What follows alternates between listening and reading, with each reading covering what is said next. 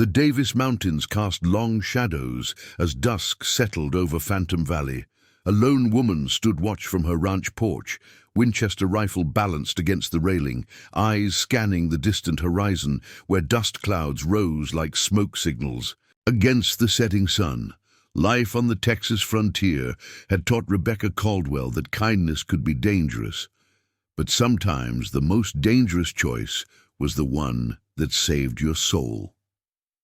Before we jump back in, tell us where you're tuning in from, and if this story touches you, make sure you're subscribed, because tomorrow I've saved something extra special for you.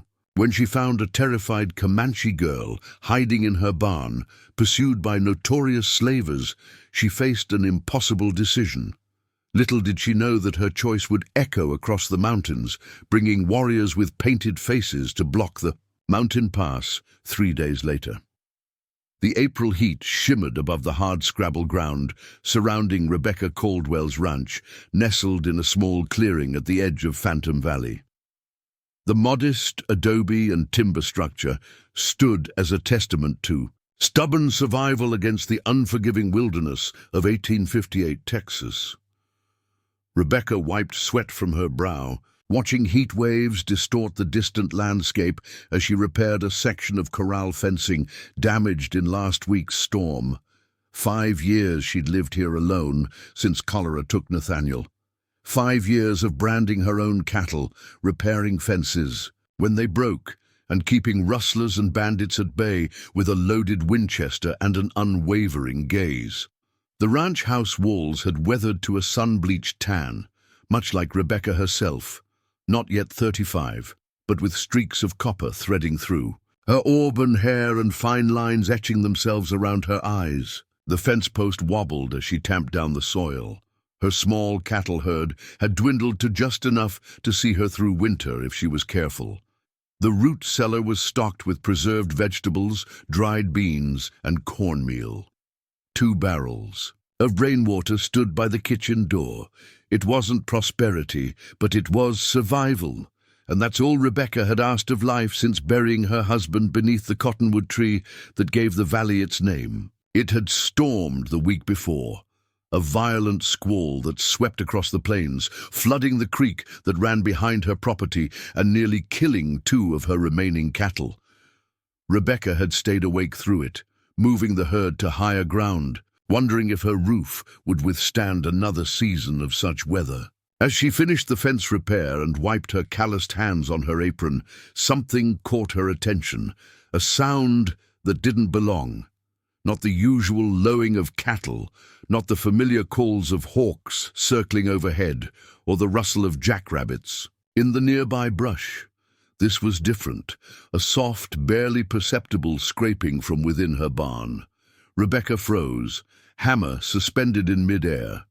She glanced at the barn door, slightly ajar, though she distinctly remembered latching it that morning. Slowly, she set down the hammer and reached for the Winchester that never strayed far from her reach.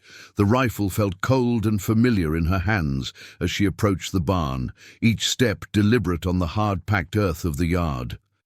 The sound came again, a muffled shift of weight, then silence. Someone or something was in her barn. The Texas wilderness held no shortage of dangers. Mountain lions occasionally ventured this close to human dwellings when desperate for water during dry spells. Rattlesnakes might have found their way in, seeking shade from the relentless sun. But Rebecca hadn't survived this long by making optimistic assumptions. She nudged the barn door open with the barrel of her rifle, wincing at the creak of rusted hinges. Dust motes danced in the slanting afternoon light that penetrated the gloom. At first, she saw nothing but the dim outlines of her tools. The empty stalls where horses had once stood before necessity forced her to sell all but one, and bales of hay stacked against the far wall. Then movement caught her eye, a shadow darker than the rest, huddled between 2 hay bales. "I know you're there," Rebecca called, her voice steady despite the rapid beating of her heart. "Come out now or I'll shoot." Silence, then a soft, terrified exhalation, distinctly human. Rebecca moved further into the barn, keeping her rifle aimed into the darkness. "I won't ask again." The shadow moved, and a face emerged from the darkness. A girl no more than 14 years old, with copper skin and straight black hair that fell across her shoulders in tangled disarray. Her dark eyes regarded Rebecca with a mixture of fear and defiance. But it was the rope burns around her wrists and the bruises on her arms that drew Rebecca's attention most sharply. "Comanche," she whispered, recognizing the distinctive features and the remnants of traditional clothing beneath the dust and blood. The girl didn't speak, just watched Rebecca with those weary eyes, her body tense as a cornered deer. Rebecca knew what finding a Comanche child meant. Rumors had been spreading for months about slave traders operating in the territory, what some were calling the Red Hunt. Unscrupulous men capturing Comanche children, particularly girls, to sell in the markets further south or to ship to sugar plantations in Cuba. There had been resistance, escapes, and sometimes brutal consequences for both captives and those who helped them. "You're hurt," Rebecca said, stating the obvious. The rifle remained steady in her hands, but her finger eased away from the trigger. The girl's gaze flicked to the rifle, then back to Rebecca's face.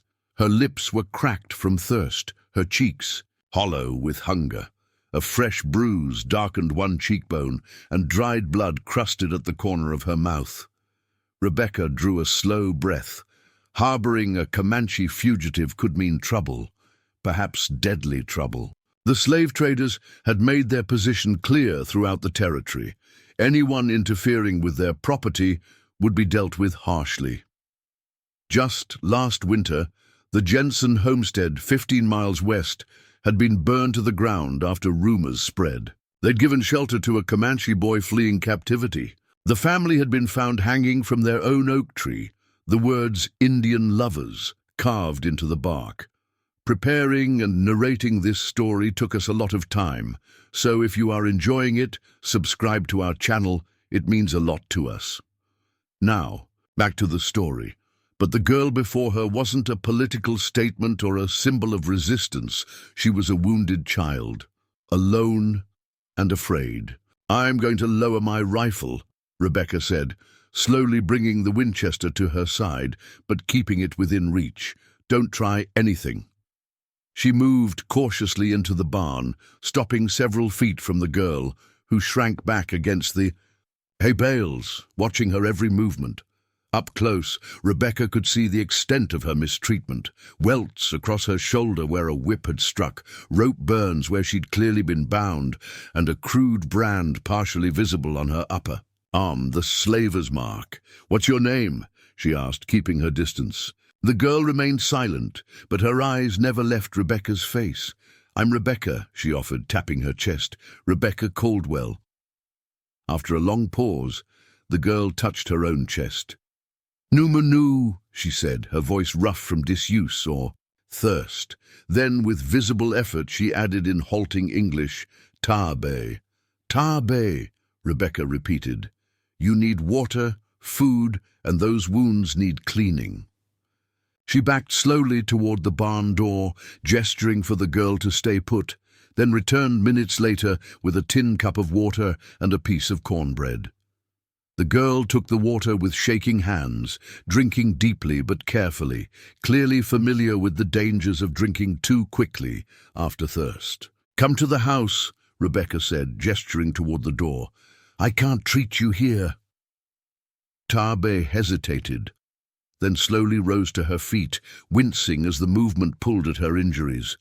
She was small for her age, but wiry with the resilient strength that came from life on the plains. She followed Rebecca with the cautious movements of a wounded animal, eyes constantly scanning the yard for threats or escape routes. In the light of the kitchen, the severity of her condition became clear. The brand on her arm was infected, the skin red and hot to the touch. The whip marks on her back had broken the skin in places, with dirt ground into the wounds. Rebecca guided her to a chair by the hearth, and built up the fire to boil water. "How long have you been running?" Rebecca asked as she gathered clean cloths and the small wooden box that held her medical supplies, herbs, a sewing needle, catgut thread, and a bottle of whiskey Nathaniel had traded for years ago. Taabe held up 3 fingers. 3 days. Rebecca raised her eyebrows. "You've been hiding in my barn since yesterday." The girl nodded once. "You're quiet as a ghost, I'll give you that." Taabe's lips twitched, almost a smile. As Rebecca soaked a cloth in hot water, she considered what the girl's presence meant. If she'd been running for 3 days, whoever was pursuing her might have moved on, or they might still be searching. Either way, the decision before her was clear. Help her and risk everything, or turn her out and carry the weight of that choice for the rest of her days. "This will hurt," she warned, gesturing to the whiskey bottle. Taabe nodded once, jaw set. When Rebecca poured the liquor over her wounds, she stiffened but didn't cry out. Rebecca worked swiftly, cleaning the injuries, applying a poultice of yarrow and plantain, then bandaging the worst areas. Throughout it all, Taabe remained stoic, her only reactions the occasional sharp intake of breath or the tightening of her good hand on the edge of the chair. "You've been brave before," Rebecca observed, wrapping a clean bandage around the branded arm. "This isn't your first pain." Something flickered in Taabe's eyes, a shadow of memory perhaps, or understanding beyond her years. She said something in Comanche, then, seeing Rebecca's confusion, switched to halting English. "My people, they no pain now. White man bring much suffering." Rebecca nodded slowly. The newspapers from San Antonio painted the Comanche as bloodthirsty savages, raiders who deserved whatever fate befell them. But travelers passing through told different stories of families torn apart, of children taken for slavery while adults were killed, of brutal pacification campaigns that made no distinction between warriors and innocents. "The slavers," she asked, nodding toward the brand on Taabe's arm. Taabe's expression darkened. "3 men. Take me, other children. I fight. Men with black beard, She mimed a whipping motion.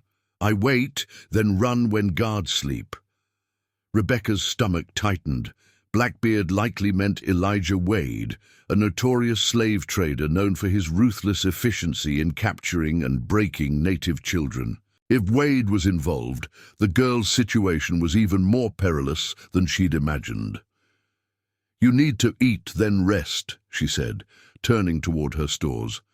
She sliced cornbread, dried beef, and the remains of yesterday's bean stew, setting them before Taabe, who ate with the careful restraint of someone who had known real hunger. As she ate, Rebecca moved to the cabin's single window, peering out at the clearing and the prairie beyond. The afternoon light was fading, revealing a landscape, empty of movement, but emptiness could be deceiving in this territory. "You can stay tonight," she found herself saying, "until you're stronger." Then she left the sentence unfinished, unsure herself what would come next. Taabe looked up from her food, dark eyes serious in her young face. "Dangerous for you." Rebecca couldn't argue with that. Instead, she busied herself with household tasks, stoking the fire, sweeping the floor, organizing her meager supplies. All the while, her mind churned with the implications of her decision. If caught harboring a Comanche girl, especially one possibly being hunted by Wade and his men, she could face punishment ranging from property seizure to imprisonment, or worse. Yet watching Taabe finish her meal and slump with exhaustion in the chair, she couldn't bring herself to regret her choice. Not yet, anyway. "You can sleep there," she said, pointing to a pallet near the hearth. "I'll wake you if there's trouble." Taabe nodded gratefully and settled onto the blankets. Within minutes, she was asleep, the lines of tension in her face smoothing out, making her look every bit the child she was.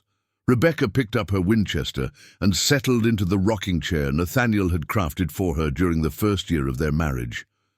From there, she could watch both the window and the door while keeping an eye on her unexpected guest. The weight of the rifle across her lap was reassuring, though she harbored no illusions about her chances if Wade and his men came calling. Outside, a coyote called, its voice echoing across the valley. Rebecca rocked slowly, her vigilance unwavering. As the evening shadows lengthened across the floor, by nightfall, the April heat had given way to the cool desert air. Rebecca opened the door briefly to let in fresh air, grateful for the respite from the day's oppressive temperature. Tabe slept on, her body claiming the rest it desperately needed. Rebecca took the opportunity to check her surroundings more thoroughly, walking the perimeter of the small ranch yard, searching for any sign of intruders or pursuit. The prairie stood silent and seemingly empty, but Rebecca had lived in this territory long enough to sense subtle shifts in the landscape's mood. Cicadas singing normally, coyotes calling undisturbed. These were good signs. The plains had ways of warning those who knew how to listen. When she returned to the house, Tabe was awake, sitting upright on the pallet, eyes immediately fixing on her as she entered. "All quiet outside," she assured her, setting her rifle beside the door. "How are the wounds?" The girl rotated her shoulder cautiously. "Better. You have healing hands." Rebecca's lips curved in a small smile. "My grandmother was a midwife. She taught me some things before she passed." She prepared a simple stew with dried beef, potatoes, and the last of her preserved carrots. As it simmered over the fire, filling the cabin with savory scents, Tabe watched her with frank curiosity. "You live alone," she observed. It wasn't a question. Rebecca nodded. "My husband died 5 years ago. Cholera. No children, no family come for you. I have a sister in Austin, but we haven't spoken in years." She stirred the stew, not elaborating on the rift that had formed when she chose to marry Nathaniel Caldwell, a man her family deemed beneath their station. This ranch was Nathaniel's dream, not mine, but it's mine now. Tabe seemed to consider this. Comanche say spirits of loved ones stay in places they love. Rebecca had never thought of it that way, but something about the idea resonated. Sometimes, in the quiet evenings or early mornings, she could almost feel Nathaniel's presence in the ranch he'd built with such care. "Maybe that's why I stay," she admitted, more to herself than to the girl. As they ate their stew from wooden bowls, Rebecca found herself wondering about Tabe's family, where they were, if they were alive, if they knew their daughter had been taken. "Your mother, your father," she ventured. "Are they looking for you?" Tabe set down her spoon, expression grave. "My father is Quanah, war chief of our band. He was hunting when slavers came." Her eyes took on a distant look. "He will hunt them now, hunt the men who took his daughter." Rebecca felt a chill that had nothing to do with the evening air. A Comanche war chief's daughter. This complicated matters even further. If Tabe's father was indeed searching for her, he might eventually track his daughter to her ranch. And if Wade and his slavers were still hunting the girl, they might well cross paths with the war party. She had unwittingly placed herself at the center of a dangerous convergence.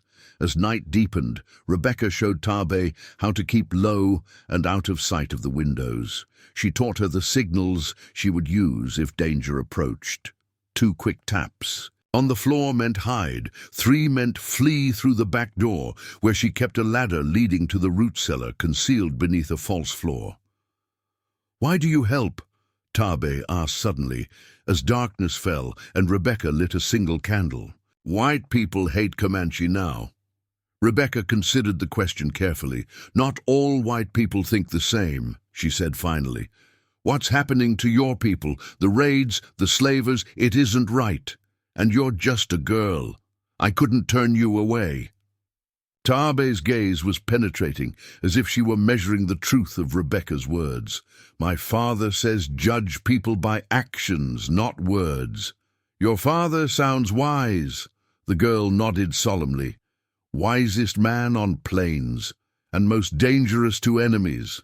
That night, Rebecca slept lightly, waking at every creak of the house's timbers, every rustle of wind through the cottonwood outside.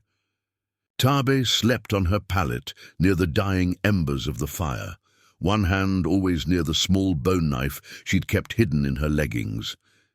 Even in sleep, the girl maintained a watchful readiness that spoke volumes about the life she'd been forced to live. Just before dawn, Rebecca was woken by a sound that sent ice through her veins, hoofbeats approaching from the east. She was on her feet instantly, moving to shake Taabe awake.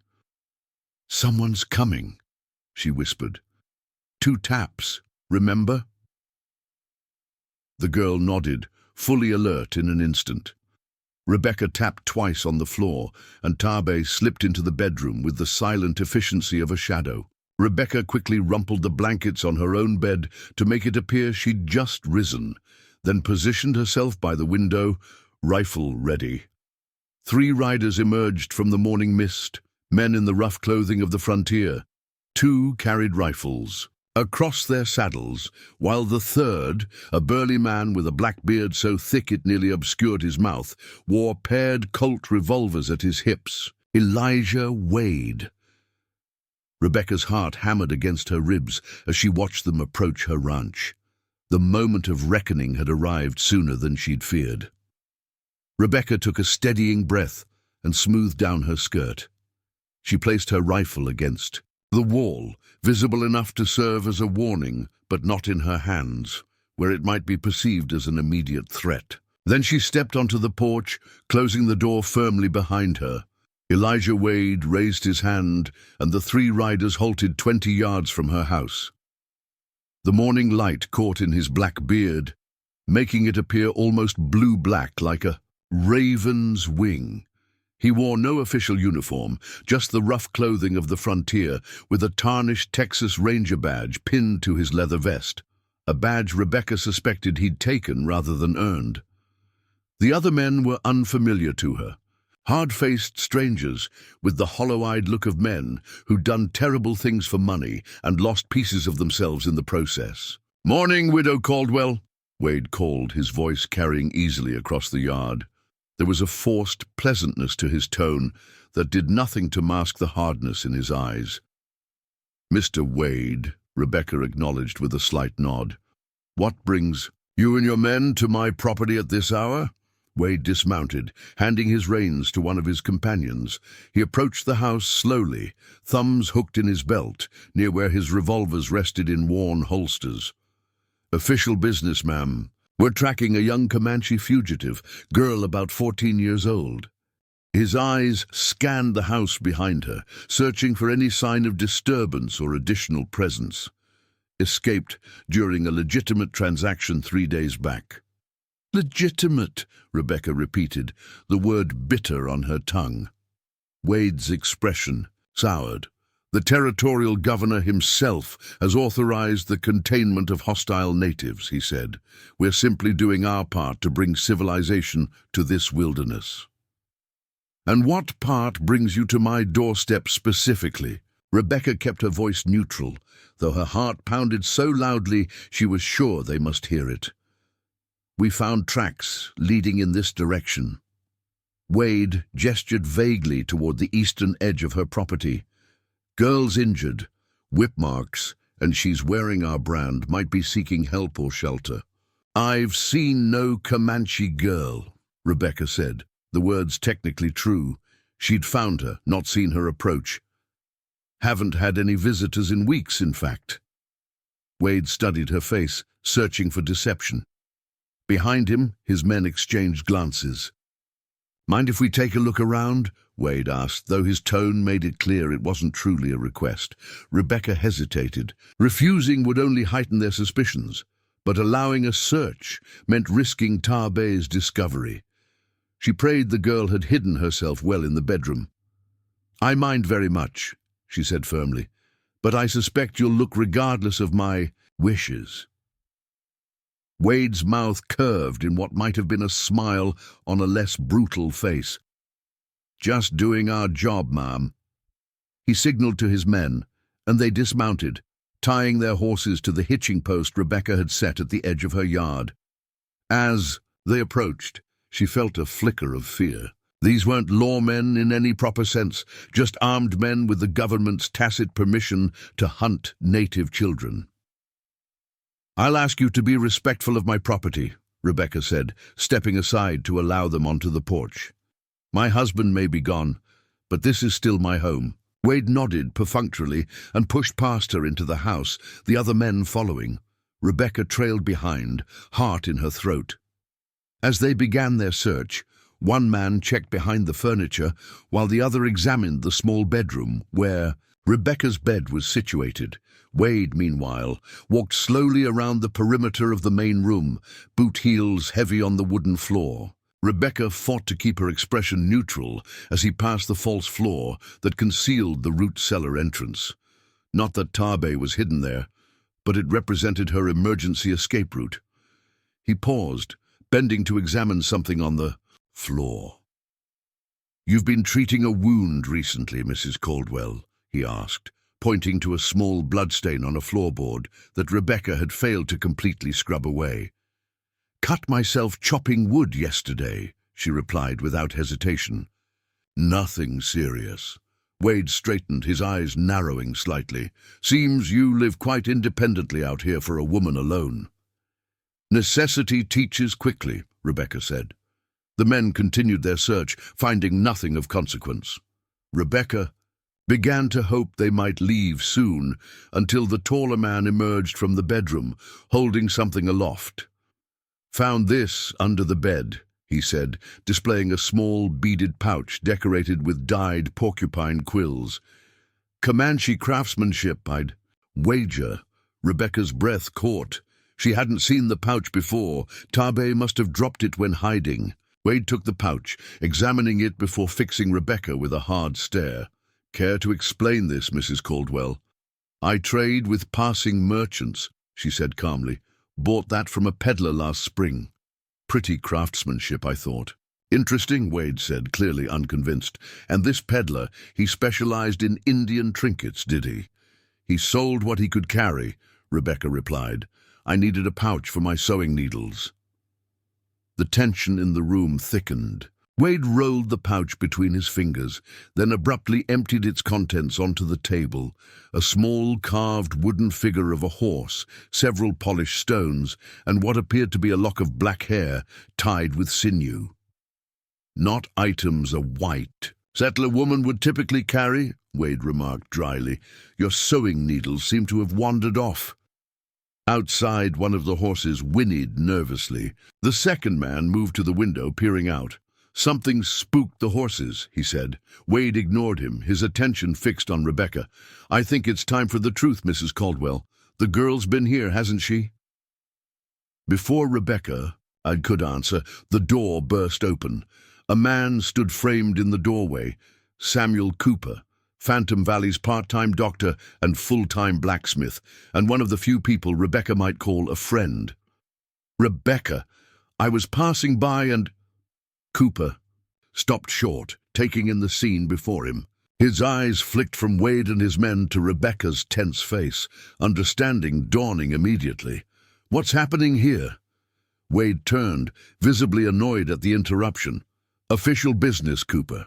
Nothing that concerns you." Cooper stepped fully into the house, closing the door behind him. In his 50s, with silver-streaked hair and the muscular build that came from years at the forge, he commanded respect even from men like Wade. He was one of the few educated men in the county, having studied medicine in St. Louis before seeking his fortune in the West. When armed men invade a widow's home, it becomes the concern of any decent neighbor, Cooper said evenly, especially when that widow is a friend. "We're conducting a search for an escaped slave," Wade said, "as is our right. With a warrant, I presume?" Cooper asked, arching an eyebrow. Wade's expression darkened. "We don't need papers to track our own property. Governor Runnels himself has authorized recovery operations." "Interesting interpretation of the law," Cooper remarked. He moved to stand beside Rebecca, a silent show of support that nearly broke her carefully maintained composure.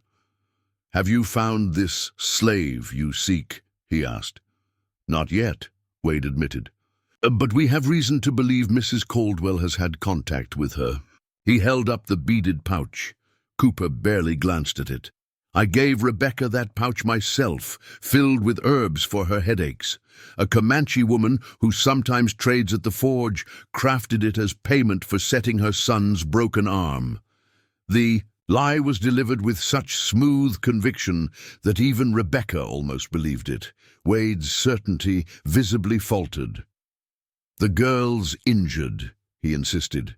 "She'd seek medical help. If she's injured, perhaps you should be looking for her rather than harassing Rebecca," Cooper suggested. "The girl could be miles from here by now, possibly dying from infection if the wounds are serious." Wade hesitated, clearly reassessing the situation. The presence of the respected blacksmith doctor had changed the dynamic, introducing a potential witness who could cause problems if Wade overstepped. "Check the bedroom again," he finally ordered one of his men, "and look under the floorboards." Rebecca's heart sank. She caught Cooper's questioning glance and gave an almost imperceptible nod. His eyes widened slightly, but his expression remained composed. The search intensified, with Wade's men tapping floorboards, looking behind every piece of furniture, and even checking up the chimney. Rebecca stood rooted to the spot, certain that at any moment they would discover Taabe's hiding place. Then from outside came the distant sound of a horse's whinny, not from the mounted horses, but from somewhere beyond the ranch boundaries. Wade motioned for silence, head cocked to listen. The sound came again, closer this time, followed by another from a different direction. "Riders," one of Wade's men said, moving to the window. "Can't see them yet, but they're circling round." "Finish the search," Wade ordered, a new urgency in his voice. "Quickly." Before his men could comply, Cooper spoke up.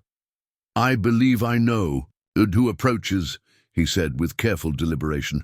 "Rangers from Fort Davis were expected today, a patrol checking on outlying settlements." Wade's expression shifted, suspicion replacing urgency. "Rangers? Here? Why wasn't I informed?" "Perhaps because you're not actually a ranger," Cooper suggested mildly. "That badge you wear doesn't fool anyone who knows the real article." Wade's hand moved toward his revolver, then stopped as the sound of multiple horses became unmistakable. Not just one or two riders, but many, approaching from all sides of the ranch. "We're leaving," Wade decided abruptly. "But this isn't finished. Mrs. Caldwell, if I find you've lied to me, there won't be a doctor or a ranger patrol to save you next time." Rebecca said nothing, maintaining her composure even as relief threatened to overwhelm her.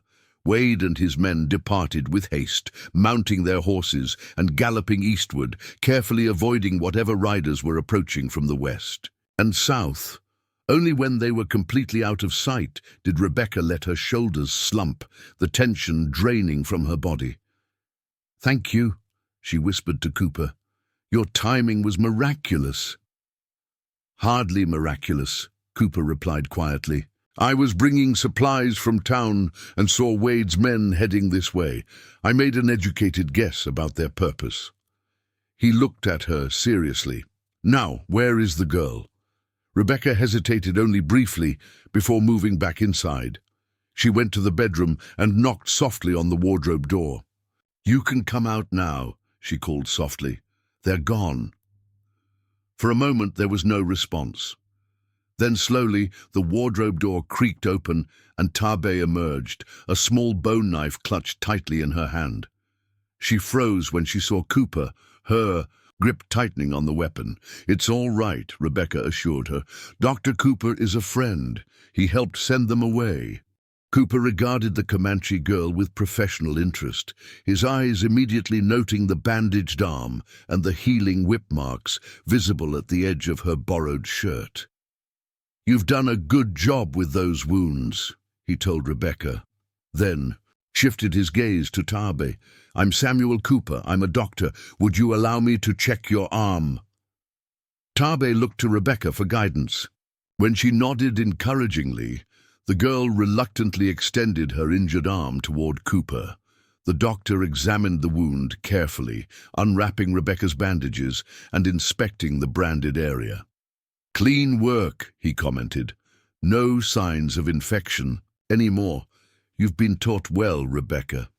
"My grandmother," she explained simply. Cooper rewrapped the arm with fresh bandages from his medical bag. "The wound is healing nicely, but she'll need to keep it clean and rested for at least another few days." "A few days we may not have," Rebecca said, glancing toward the window. "Wade will be back. He's not convinced." Cooper nodded grimly. "No, he's not. And he's not a man who gives up easily when profit is involved." He sat down at the table, gesturing for Rebecca and Tabe to join him. "We need to consider your options carefully." Tabe, who had remained silent throughout the examination, finally spoke. "I must find my father," she said. "He searches for me." "Your father?" Cooper repeated thoughtfully. "The girl mentioned a name to me," Rebecca explained. "Quanah. She said he's the war chief of their band." Cooper's expression changed subtly. "Quanah," he repeated. "I've heard stories. One of the most respected warriors among the Comanche, a leader who's successfully evaded military campaigns." He turned to Tabe. "Do you know where your father might be looking for you?" The girl hesitated, then pointed westward. "Sacred Hills, meeting place if separated." "The Davis Mountains?" Cooper asked. When Tabe nodded, the doctor exhaled slowly. "That's at least 2 days' journey from here through difficult terrain, and Wade controls much of the territory between here and there." "I can go," Tabe insisted. "Arm is stronger now." Rebecca shook her head. "Not alone. Wade and his men are watching the trails, and there are others like them patrolling the territory." A heavy silence fell over the kitchen as they considered the dilemma. Rebecca gazed out the window at the plains that stretched toward the distant mountains.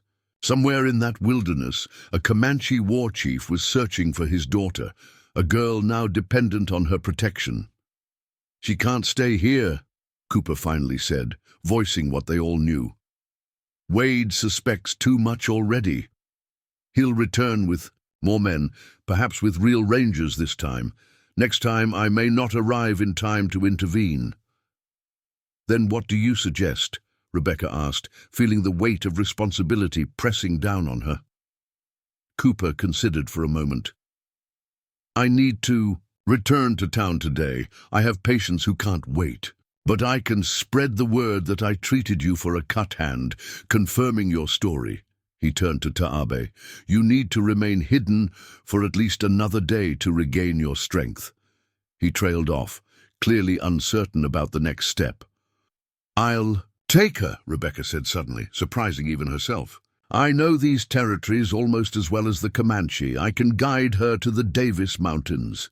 Cooper stared at her in astonishment. "Rebecca, that's the only way," she finished firmly. "Wade won't stop searching. The girl can't make it alone in her condition, and I won't simply turn her out to be captured or killed. It's too dangerous," Cooper protested. "If you're caught aiding a Comanche fugitive, then I'll face those consequences." Rebecca interrupted. "What's the alternative? Send her off alone to die on the plains. Hand her over to Wade." She shook her head decisively. "I've made my choice." Tabe watched this exchange with solemn eyes. When Rebecca finished speaking, she reached across the table and touched her hand lightly, a gesture of gratitude that needed no translation. Cooper sighed deeply, recognizing the futility of further argument.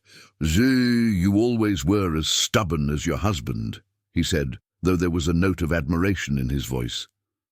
"If this is truly your decision, then at least let me help you prepare." He opened his medical bag and removed several packets of herbs. "For pain and fever if needed," he explained, placing them on the table.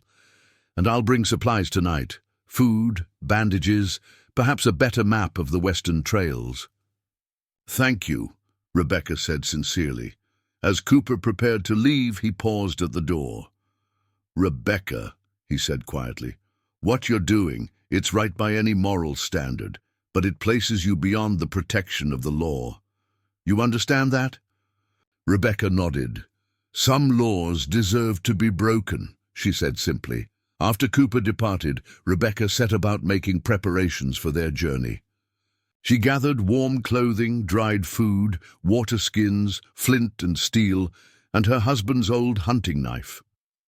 Throughout the afternoon, Taabe watched her work, occasionally offering suggestions in her limited English, or demonstrating with gestures when words failed. By evening, 2 small packs were prepared, containing only the essentials they could carry without being slowed down. Rebecca had decided they would leave before dawn, using the darkness as cover to slip away unnoticed. The most direct route to the Davis Mountains would take them through rugged terrain, away from settlements and the main trails where Wade's men might be encountered. As darkness fell, Rebecca sat by the fire, staring into the flames. The enormity of what she had committed to was beginning to sink in. She would be leaving behind the home she had shared with Nathaniel, the life she had built for herself after his death, all to help a Comanche girl find her father, a man who was, by the government's definition, an enemy. "You're afraid," Taabe observed, sitting cross-legged on the floor nearby. Rebecca looked up, surprised by her perception. "Yes," she admitted, "but fear doesn't mean we shouldn't act." Taabe nodded thoughtfully. "My father says courage is not absence of fear. It is action despite fear." "Your father and I might agree on more than people would expect," Rebecca said with a small smile. As they prepared for sleep, a soft knock at the door startled them both. Rebecca reached for her rifle, gesturing for Taabe to hide, but when she cautiously opened the door, it was only Cooper returning as promised, with a small sack of supplies. "I've brought what I could without arousing suspicion," he said, stepping inside and setting the sack on the table. "Food, medicine, a better map." He hesitated, then reached into his coat and withdrew a small pistol. "And this, it was my father's. Small enough to conceal, but it might make the difference if you encounter trouble." Rebecca accepted the weapon with a nod of thanks. She had never owned a pistol before, having relied on her rifle for hunting and protection, but the smaller firearm would be easier to carry on their journey. "There's one more thing you should know," Cooper said, his expression grave. "Wade has called in reinforcements from Fort Stockton. A full detachment of Rangers is expected within 2 days. They're setting up checkpoints on all the main roads leading west." Rebecca's stomach tightened. "How many men?" "At least 20, from what I heard. They're determined to prevent any more Comanche from escaping into the mountains." This news made their departure even more urgent. If they didn't leave by morning, their path might be blocked entirely. "We'll be gone before they arrive," Rebecca assured him. "Northwest through Devil's Canyon, then along the ridge to avoid the main trails." Cooper nodded approval of the route. "It's a wise choice. Difficult terrain, but less chance of encounter." He turned to Taabe. "Your father is a fortunate man to have such a brave daughter." The girl straightened at these words, a flash of pride momentarily replacing the weariness in her eyes. After Cooper left, promising to create a diversion in town the next day to occupy Wade's attention, Rebecca and Taabe completed their preparations in silence. As they settled down to sleep, Rebecca in her bed, Taabe on her pallet near the fire, the weight of the coming journey hung in the air between them. "Rebecca," Taabe said suddenly, just as she was about to extinguish the lamp. "Thank you." Those 2 simple words, spoken with such earnest gratitude, confirmed for Rebecca that she had made the right choice, regardless of the danger ahead. In a world that had grown increasingly harsh and divided, this small act of humanity felt like the only path she could follow with a clear conscience. Rest now, she told her gently. "Tomorrow we will find your father." As darkness embraced the house, Rebecca's thoughts turned to the mountains that awaited them, and to the Comanche war chief somewhere in that wilderness, a man whose path would soon intersect with hers in ways she could not yet imagine. The desert before dawn was a different world, all shadow and whisper, alive with sounds that daylight silenced. Rebecca moved through it with practiced caution, Tarbay close behind. They had left the ranch an hour before sunrise, slipping away under a sky still thick with stars. Rebecca carried a small pack with their provisions, the pistol Cooper had given her tucked securely at her waist. Her rifle was slung across her back, too valuable to leave behind despite its weight. Tarbay wore one of Rebecca's old shirts, the sleeves rolled up and cinched with twine. It hung large on her small frame, but would provide better protection than her tattered clothing. They followed an arroyo westward, keeping to the lowest ground where the brush grew thickest. No words passed between them. Sound carried far in the stillness of early morning. Occasionally, Rebecca would pause, listening for any indication they were being followed. Each time she heard nothing but the natural rhythm of the desert, wind through mesquite, the distant, a call of a coyote returning to its den, the soft rustle of small creatures in the underbrush. By mid-morning, they had covered nearly 8 miles, climbing steadily into rougher country, where limestone outcroppings began to replace the flat scrubland of the lower elevation. Only then did Rebecca call a brief halt, finding a sheltered spot beneath an overhanging rock face where they could rest and take water without being easily spotted. "How's your arm?" she asked quietly, watching as Tarbay flexed her injured shoulder. "It pulls," she admitted, "but does not tear." Rebecca nodded, satisfied with her honest assessment. "We need to cover at least 15 more miles today. The farther we get from settlements, the safer we'll be." Tarbay scanned the landscape around them, her gaze settling on a distant ridge line. "Devil's Canyon there," she said, pointing. "Beyond my people's hunting grounds begin. Is it safe?" The girl considered this. "Safer than white man's land, but rangers sometimes follow." Her expression darkened. "They burn our empty camps, take what we left behind." Rebecca had heard rumors of such actions. Abandoned Comanche encampments looted and destroyed, crops burned, horses slaughtered or stolen, the systematic erasure of a people's presence from the land they had inhabited for generations. "We'll be careful," she promised. "Cooper's map shows a route through the canyon that avoids the main trail." They continued their journey, the terrain growing steadily more challenging. The gentle slopes of the prairie gave way to steeper inclines, rocky outcroppings, and dense thickets of catclaw acacia that tore at their clothing. Tarbay moved through it all with the innate grace of someone born to this landscape, occasionally pausing to guide Rebecca along easier paths she might have missed. By late afternoon, dark clouds had gathered over the mountains, promising rain before nightfall. They pushed on, reaching the entrance to Devil's Canyon just as the first heavy drops began to fall. The canyon was a narrow passage between towering limestone walls carved by centuries of flash floods. Now, in the dry season, only a thin stream trickled along its base, leaving room to walk alongside. But the sudden rain meant danger. These canyons could flood within minutes during a downpour. "We need shelter quickly," Rebecca said, eyeing the darkening sky and the increasing flow of water at their feet. Tarbay nodded, taking the lead. She moved with greater confidence now, in territory she clearly recognized. After a quarter mile, she veered away from the stream, climbing a steep embankment and pushing through a curtain of desert willow. Rebecca followed, discovering a small cave entrance hidden behind the vegetation. "My people use it when hunting," Tarbay explained. "Dry, place safe." The cave extended about 20 feet into the mountain, high enough to stand comfortably and wide enough for several people to sleep. Previous occupants had left a small circle of stones for a fire pit, and dry wood was stacked in one corner. "Perfect," Rebecca said with genuine relief. The temperature had dropped with the rain, and her clothes were already damp. "We'll rest here for the night."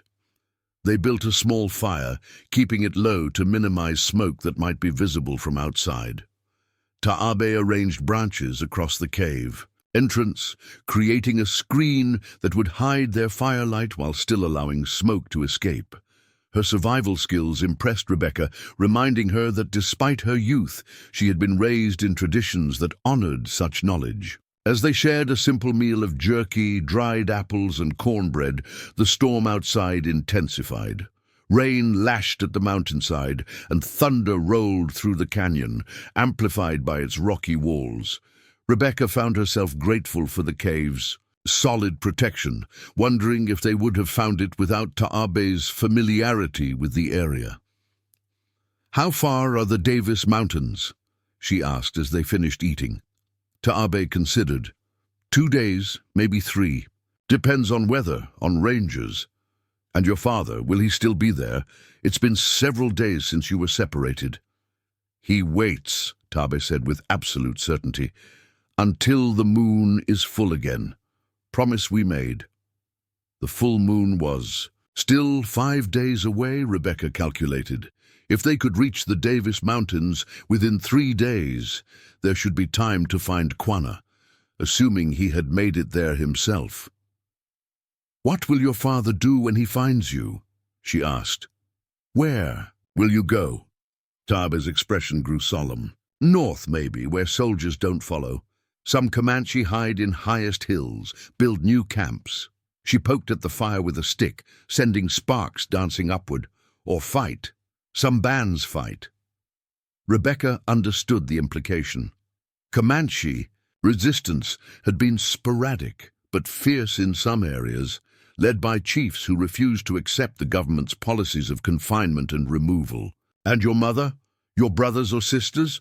Do you think they're still being held by Wade's men?" Taabe's face hardened. "If alive, taken south to slave markets."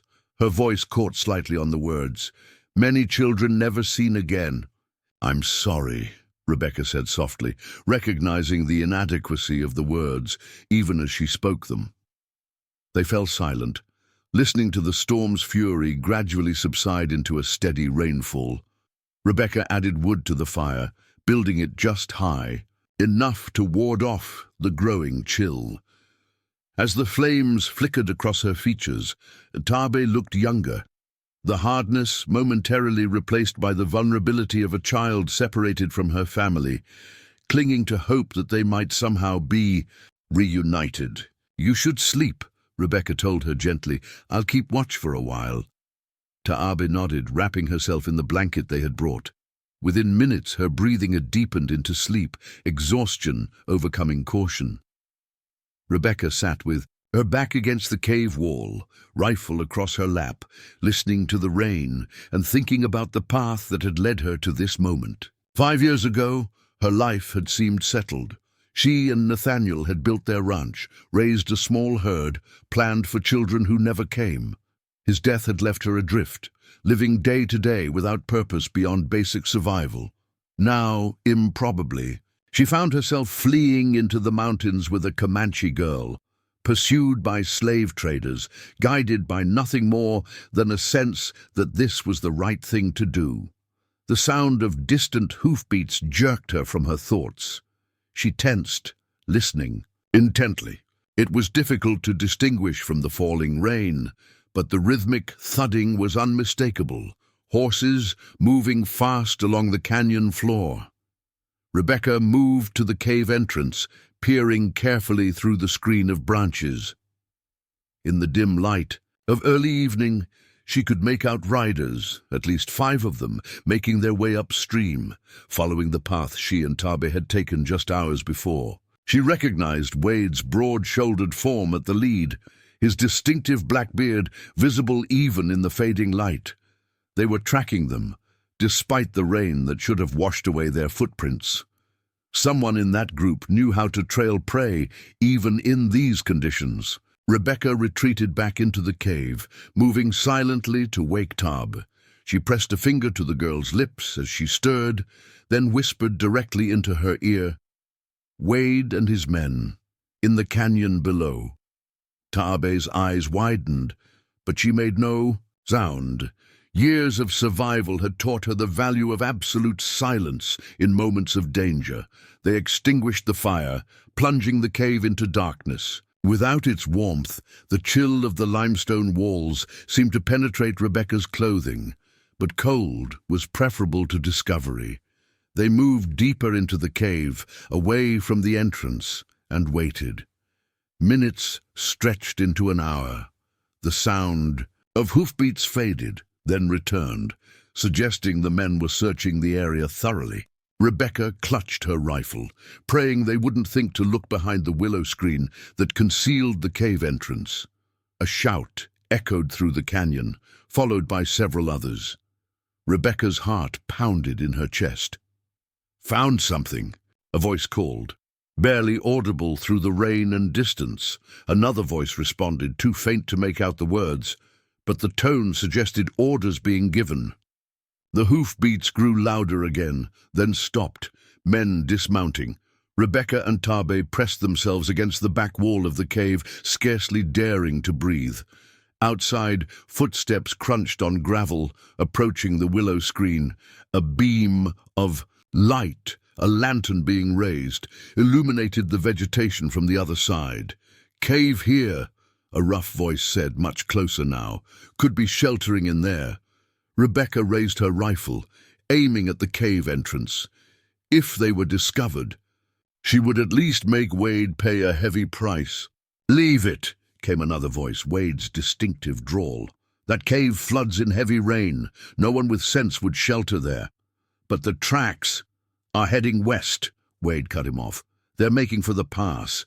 We need to get ahead of them before this rain washes out the trail completely. Mount up." A tense moment passed as the men debated, but Wade's authority prevailed. The footsteps retreated, followed by the sounds of men mounting horses. The hoofbeats resumed, moving away up the canyon. Rebecca and Taabe remained motionless for long minutes after the sounds had faded, unwilling to trust in their good fortune. Too quickly, finally Rebecca whispered, "They're gone, for now." "They follow wrong trail," Taabe said, a hint of pride in her voice. She mimed a sweeping motion with her hand. "I brush away our tracks, make new ones going different way." Rebecca stared at her in the darkness. "You laid a false trail." "When?" "When you get water," Taabe explained. "I go back little way, make tracks leading up canyon instead of to cave." Rebecca felt a surge of admiration for the girl's foresight. Had she not taken that precaution, they might well have been discovered. "Quick thinking," she said. "You may have saved both our lives." They rekindled the fire, keeping it small and positioned deep in the cave where its light wouldn't be visible. From outside, neither felt comfortable sleeping now, too aware of how close they had come to capture. "Wade knows these territories well," Rebecca said, warming her hands by the tiny flames. "How did he find our trail so quickly?" Tubbs' expression darkened. "Tracker, Apache scout. Wade pays him to hunt Comanche." Rebecca had heard of such arrangements. Native scouts hired to track their traditional enemies. The practice created deep divisions between tribes already struggling to survive. "Then we need to be smarter," she said, "more careful. If he can track us through rain, we need to find ways to leave no trail at all." Taabe nodded solemnly. "Water leaves no trail. We follow streams when we can, and we'll travel at night," Rebecca added. "Sleep during day when they expect us to be moving." They spent the remaining hours of darkness planning, studying Cooper's crude map by firelight, identifying watercourses they could follow to minimize their tracks. When dawn approached, they extinguished their fire and prepared to move on, unwilling to remain in a location Wade might return to search more thoroughly. The rain had stopped, but the canyon floor was slick with mud and debris washed down from the higher elevations. They made their way carefully upstream, opposite the direction Wade and his men had taken, until they found a narrow game trail climbing the northern wall of the canyon. The ascent was treacherous, loose rock giving way beneath their feet, prickly pear cactus tearing at their clothing. By the time they reached the rim, the sun had broken through the clouds, illuminating a vast panorama of rugged hills, stretching westward toward the distant silhouettes of the Davis Mountains. "We follow ridgeline," Taabe suggested, pointing northwest. "Harder walking, but they not expect it. Then drop to streams when we need water." Rebecca nodded agreement. The high ground would be more exposed, but would provide better visibility in all directions, allowing them to spot pursuit before it spotted them. They traveled steadily throughout the morning, pushing themselves despite fatigue from the previous day's journey and the interrupted night. The terrain was challenging, a series of limestone ridges separated by steep-sided draws. But they made good progress, driven by the knowledge that Wade was somewhere behind them, likely already aware that he had followed a false trail. By midday, the heat had become oppressive. The rain-soaked landscape steamed under the Texas sun, creating a humid haze that made breathing difficult. They paused in the shade of a limestone outcropping, rationing their water carefully. "We need to find more water soon," Rebecca said, surveying the arid landscape around them. Their water skins were less than half full, insufficient for another full day of travel. Taabe pointed to a line of darker vegetation winding through a valley about 3 miles ahead. "Creek there. Good water." Rebecca studied the area through narrowed eyes. The creek would provide essential water, but the valley would also funnel them into a more predictable path, easier to track and potentially to ambush. "We'll approach carefully," she decided. "Watch for signs of others before we commit to the valley." They rested through the hottest part of the day, conserving energy and water, before continuing toward the distant creek. As they drew closer, Rebecca insisted they circle the area, studying it from different vantage points before descending into the valley. The precaution proved life-saving. From a rocky overlook, they spotted the unmistakable signs of an encampment. 3 horses picketed in a small grove of cottonwoods, the thin wisp of a campfire's smoke rising among the trees. "Wade's men?" Rebecca whispered, though the camp was far beyond earshot. Taabe studied the scene intently, then shook her head. "Not Wade, Rangers." She pointed to the particular way the horses were arranged, the military precision of the small camp. 2, maybe 3 men, watching the water. "They know everyone needs water," Rebecca murmured. "Smart." It was a common tactic in this harsh territory. Controlling access to water meant controlling movement through the region. The Rangers had positioned themselves to intercept anyone following this natural route westward. "Can we slip past them after dark?" Rebecca asked. Taabe considered this, her young face serious with concentration. "Maybe, but they have dogs." She pointed, and Rebecca saw what she had missed, a pair of hunting hounds tethered near the camp. Dogs complicated matters significantly. They could detect human scent from great distances, especially the specialized tracking hounds rangers employed to hunt escaped fugitives. "We need another water source," Rebecca said, frustration coloring her voice. Their careful planning was unraveling in the face of these new obstacles. They retreated from the overlook, moving back along the ridge to consider their options. The map Cooper had provided showed no other reliable water sources for at least 10 miles in any direction, except through the guarded valley. As dusk approached, bringing marginal relief from the heat, Taabe suddenly gripped Rebecca's arm, her head tilted in a listening posture. Rebecca froze, straining to hear whatever had caught the girl's attention. At first she heard nothing unusual, just the whisper of wind through scrub brush and the occasional call of a desert bird. Then she caught it, a faint rhythmic percussion, not hoofbeats this time, but something else. Drums, Tabe whispered, her face lighting with recognition. Comanche drums. Rebecca listened more carefully. The sound was indeed drumming, but so distant it was barely perceptible. Your people, here. Tabe nodded, already moving toward the sound, her exhaustion seemingly forgotten. War drums, my father's band, maybe. Wait, Rebecca cautioned, catching her arm. It could be a trap. Wade knows you're Comanche. He might use such sounds to draw you out. Tabe shook her head confidently. Not trick. Pattern is right. Secret rhythm only Quana's band uses. She demonstrated, tapping a complex sequence. On a rock with her fingertips.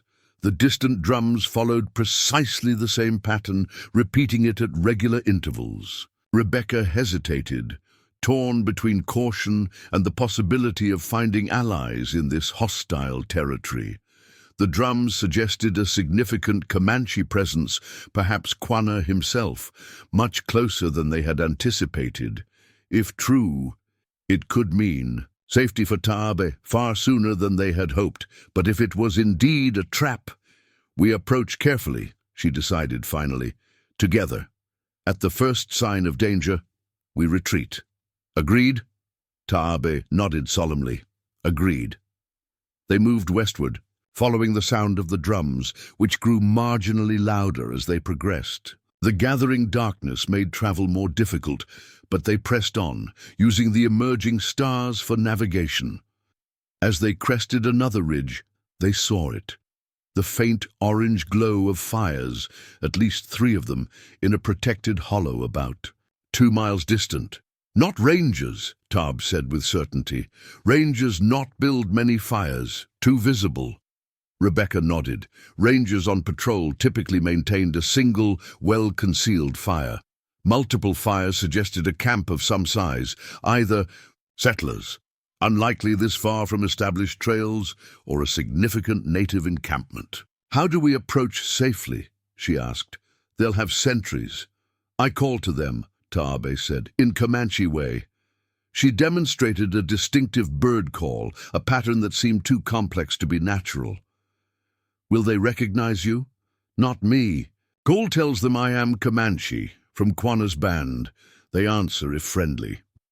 It was a risk, but their options were limited. With rangers guarding the water source ahead and Wade potentially closing in from behind, finding allies had become essential, rather than merely beneficial. They worked their way closer to the encampment, moving from cover to cover in the growing darkness. When they reached a position approximately half a mile from the fires, sheltered within a stand of scrub oak, Tabe cupped her hands around her mouth and made the call, a haunting melodic sound that carried clearly through the night air. Silence followed, stretching into minutes. Rebecca gripped her rifle tighter, scanning the darkness around them for any sign of movement. Had they just announced their presence to enemies?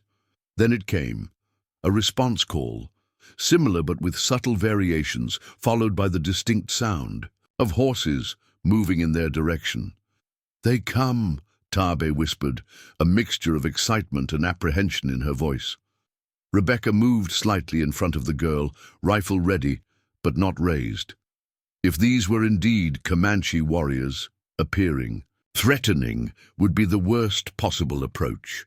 The sound of approaching horses grew louder, then stopped. The snap of a twig to their left revealed a presence much closer than the hoofbeats had suggested. They were being encircled. Stay calm, Rebecca murmured to Tabe. Let them see we mean no harm. A voice spoke from the darkness in Comanche. Tabe responded immediately, the words tumbling out in a rush of her native language. More voices joined the exchange, their tones shifting from suspicious to surprised. Then a figure materialized from the shadows directly before them, a tall Comanche warrior with a rifle held ready, but pointed downward. Behind him, other warriors became visible, at least 6 of them, all armed, all regarding Rebecca with open suspicion. The lead warrior spoke again, this time addressing Rebecca in surprisingly good English. You bring Comanche child. Why white woman travel with one of our children? Before Rebecca could answer, Tabe stepped forward, speaking rapidly in Comanche. The warriors listened, their expressions shifting from suspicion to astonishment. The lead warrior raised his hand, silencing Tabe. He studied Rebecca with new intensity. She says you saved her from slave takers, that you fight against your own people to protect her. I fought against men who trade in children, Rebecca clarified. Not all white people support what Wade and his kind do. The warrior considered this. I am Nokoni, brother to Quanah. The girl says she is his daughter, Tabe. She is, Rebecca confirmed. We've traveled from my ranch near Phantom Valley, seeking Quanah in the Davis Mountains. Tabe heard your drums and recognized the pattern. Nokoni nodded slowly. Quanah is here. We moved camp when scouts reported rangers gathering in the mountains. He will want to see his daughter. He turned to one of the other warriors, giving orders in Comanche, then back to Rebecca, and he will want to meet the white woman, brave enough to defy the slave takers. The warriors lowered their weapons, their posture relaxing somewhat, though they continued to watch Rebecca carefully. One reached for her rifle, but she tightened her grip, unwilling to surrender her only protection. Your weapon stays with you, Nokoni assured her, noting her reaction. But understand, any threat to our people will be met with immediate death. Rebecca nodded her understanding. She had expected no less.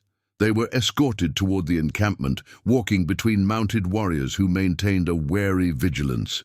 As they approached the fires, Rebecca saw that it was larger than she had initially estimated, perhaps 20 hide-covered lodges arranged in a rough circle, with horses picketed nearby and people moving about on various errands.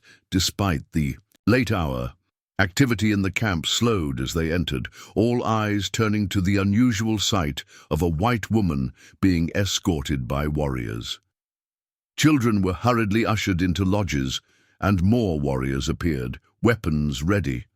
Nokoni led them toward the center of the encampment, where the largest fire burned before an elaborately painted lodge. He dismounted, gesturing for them to wait while he entered the structure. Tabe stood straighter, her eyes fixed on the lodge entrance, her body practically vibrating with tension. When the flap opened again, a tall figure emerged, a man of imposing presence, dressed in a mixture of traditional Comanche clothing and items clearly taken from military sources. His chest was bare despite the evening chill, revealing elaborate ritual scarring and painted symbols. His hair hung in 2 long braids, decorated with eagle feathers and silver ornaments. "Father," Tabe whispered, her voice catching on the word.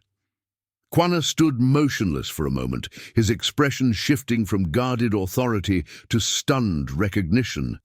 Despite his commanding presence and the war paint decorating his features, the emotion that crossed his face was unmistakably human. A father seeing his lost child. "Tabe," he said, his deep voice carrying across the suddenly silent camp. The girl broke from the warrior's formation and ran to her father.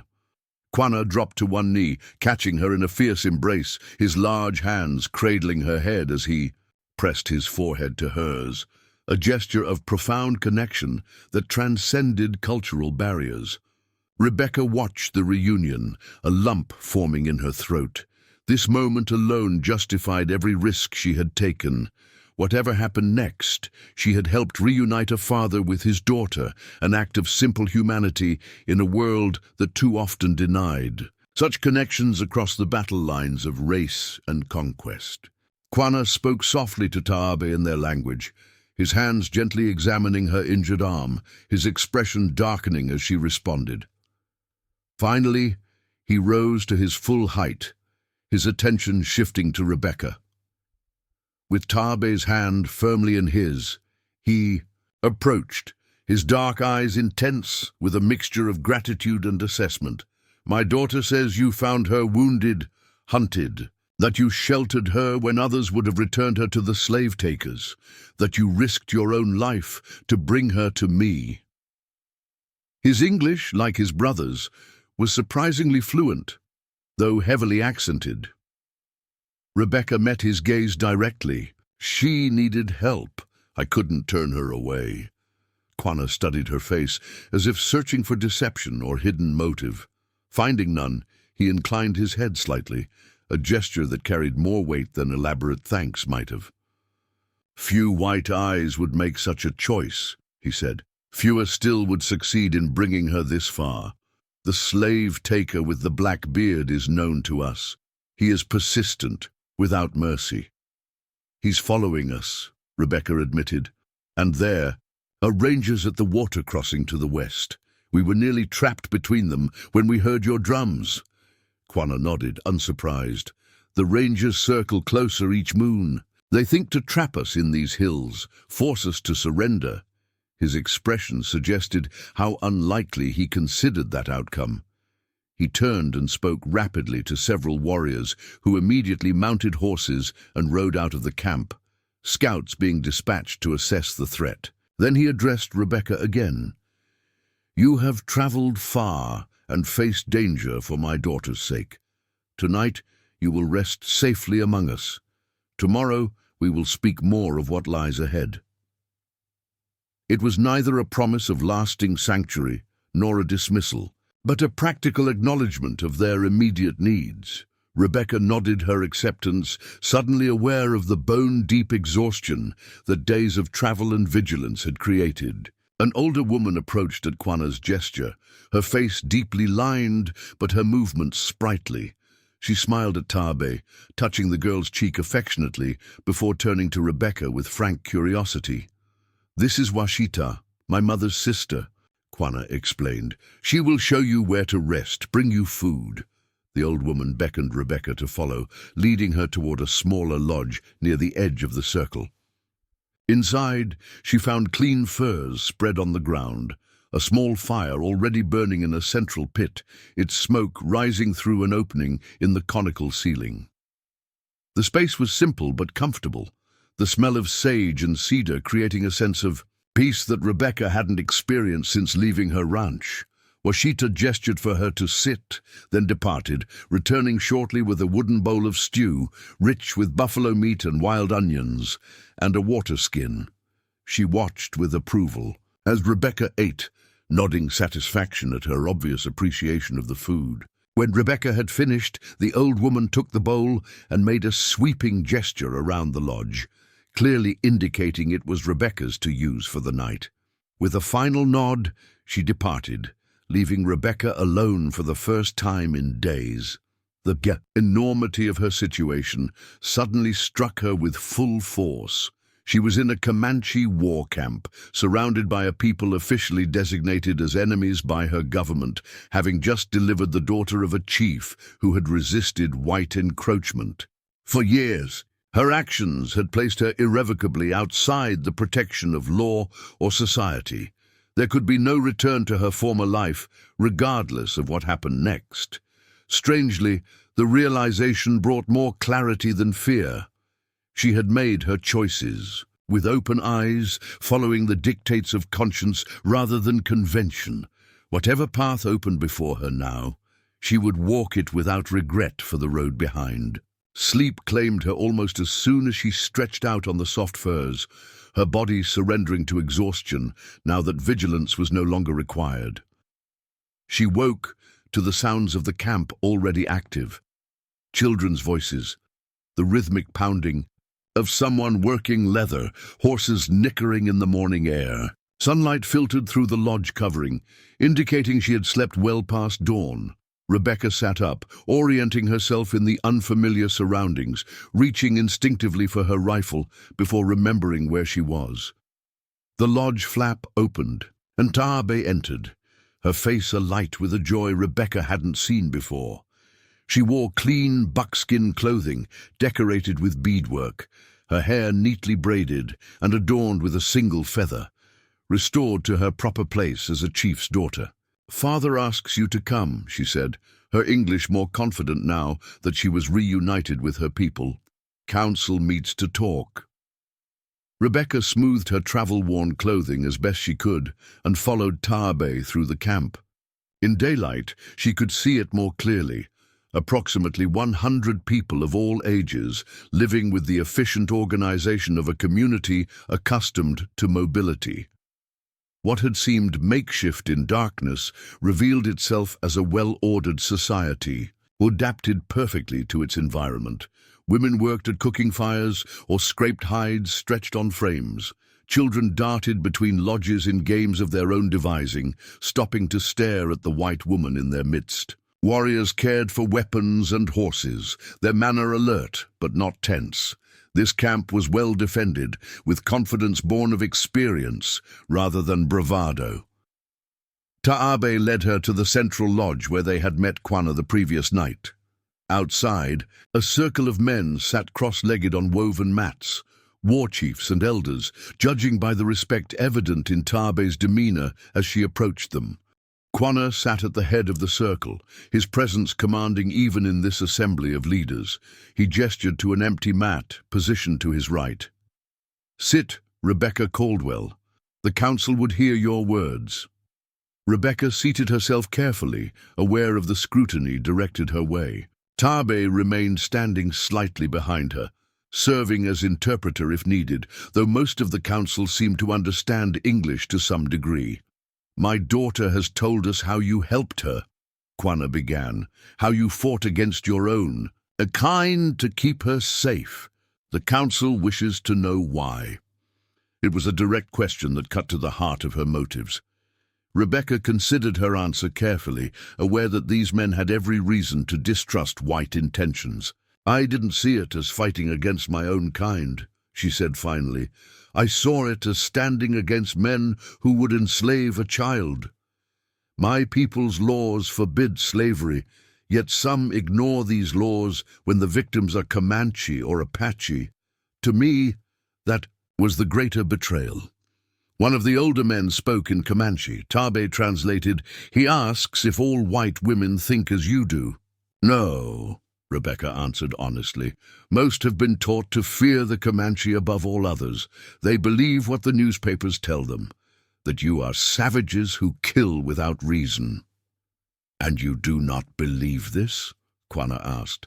"I've lived on the frontier long enough to know that cruelty exists in all peoples," she replied, "and that most violence is born from fear or loss rather than evil nature. The Comanche raid settlements because settlers have taken your hunting grounds. Settlers kill Comanche because they fear your raids. The cycle continues, while men like Wade profit from the suffering on both sides." The council members exchanged glances, clearly surprised by her perspective. Nokoni, who sat opposite Quanah, leaned forward. "You speak with unusual wisdom for a white woman," he said, "but knowledge of our ways does not explain why you risked your life for Taabe. The slave-taker would have paid gold for her return. Many white settlers would have seen only profit, not a child in need." Rebecca met his skeptical gaze directly. "5 years ago, I buried my husband. Since then, I've lived alone, surviving day to day without purpose beyond endurance. When I found Taabe, I had a choice, to continue that empty existence or to act with the compassion my husband would have expected of me. It wasn't a difficult decision." Quanah studied her face, seeming to find something there that satisfied him. "You have a strong heart," he said finally, "but your help has placed you in danger. The rangers and slave-takers will now hunt you. As they hunt us, you cannot return to your home." "I knew that when I chose to help Taabe," Rebecca acknowledged. "I don't regret it." "What will you do now?" another council member asked. It was the question Rebecca had avoided confronting, directly, even in her own thoughts. Her ranch was lost to her. Her position in white society was forfeit. The future stretched before her as unknown territory, more daunting in many ways than the physical journey she had just completed. "I don't know," she admitted. "I hadn't thought beyond finding Taabe's father." Quanah nodded, as if her answer confirmed something for him. The council will discuss what is best. For now, you remain under our protection as one who has helped our people at great cost." With that, the formal council session ended, though the men remained in discussion as Rebecca was led away by Taabe. The girl's expression was thoughtful, almost concerned. "They decide your fate," she said quietly. "What will happen to you now?" "Does that worry you?" Rebecca asked, noting her expression. Taabe hesitated.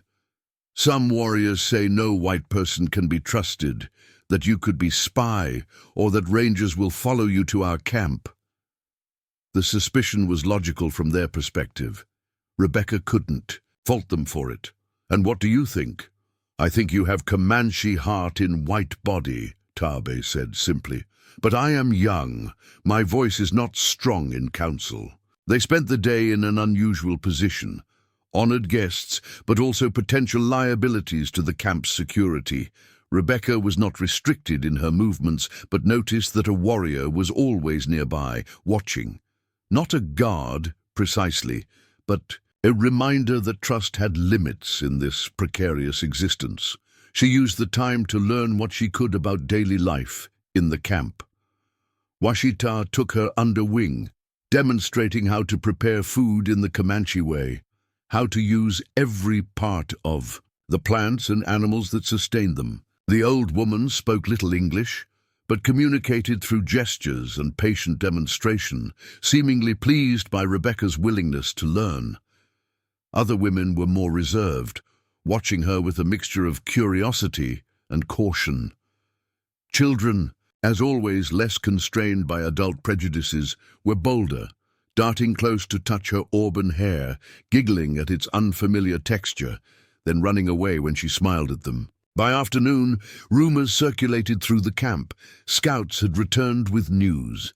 Rebecca caught fragments of urgent conversations, noting increased activity among the warriors. Something had changed, but no one shared the information with her directly. It was Nokoni who finally approached as she helped Washita prepare the evening meal. "Rangers move closer," he said without preamble. "Many more than before. They gather near Devil's Canyon where you passed." Rebecca's stomach tightened. "Looking for me?" "For all of us," Nokoni corrected. "But yes, they seek the white woman. Who helps Comanche? The slave taker Wade has told them you stole valuable property. His slave. He offers gold for your capture." The news was unsurprising but disturbing nonetheless. She had become not just a fugitive but a valuable target, with a price on her head. "Will your people move camp?" she asked, understanding the implications for the Comanche. Nokoni's expression hardened. "No, we are tired of running. This time, perhaps, we fight." The prospect sent a chill through Rebecca. The warriors were skilled and courageous, but rangers had superior weapons and numbers. A direct confrontation would lead to devastating losses on both sides. "How many rangers?" she asked. 20, perhaps 30. They bring Apache trackers and those dogs that hunt by scent." Nokoni's tone made clear his contempt for those who would use native skills against other natives. Before Rebecca could respond, a commotion at the edge of camp drew their attention. Warriors were gathering, weapons in hand, as riders approached at speed. For a moment, Rebecca feared the rangers had arrived sooner than expected, but the newcomers were Comanche, 3 warriors riding hard, their horses lathered with exertion. They dismounted in the center of camp, immediately surrounded by Quana and other leaders.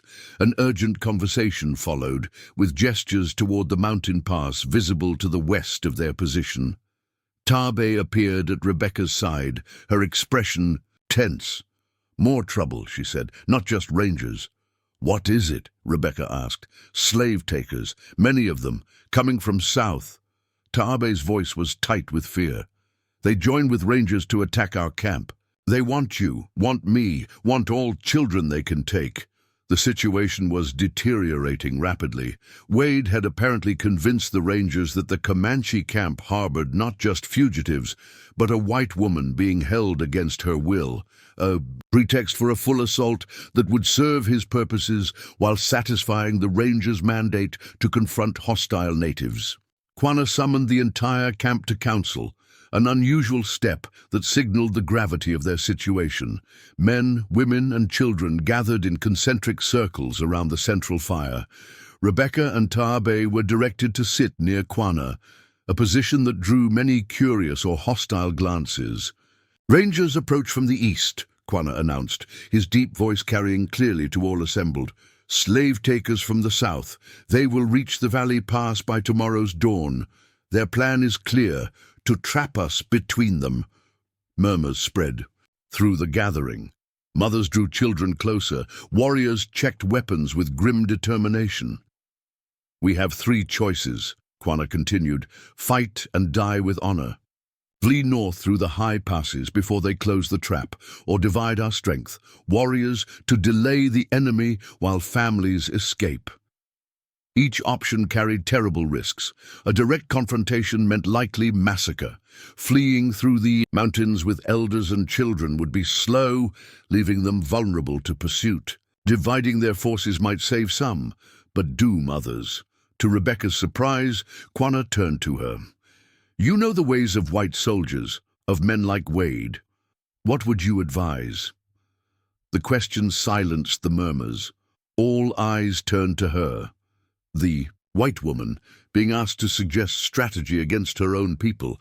It was a test as much as a genuine request for counsel, and Rebecca understood the weight of the moment. "Wade and the Rangers expect you to either fight or run," she said after careful consideration. "They'll be prepared for both, but there might be another way." She described her idea, drawing on her knowledge of the terrain and the psychology of men like Wade. As she spoke, she saw Quanah's expression change from skepticism to thoughtful consideration. When she finished, the council erupted in discussion, warriors debating the merits and risks of her suggestion.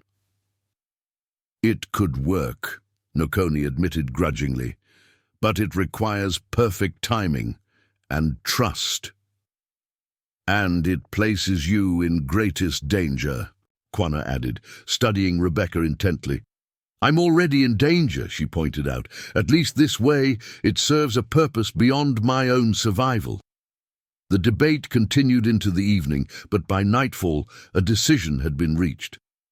They would implement Rebecca's plan, with modifications suggested by warriors familiar with the mountain passes. The camp transformed into a hive of activity as preparations were made.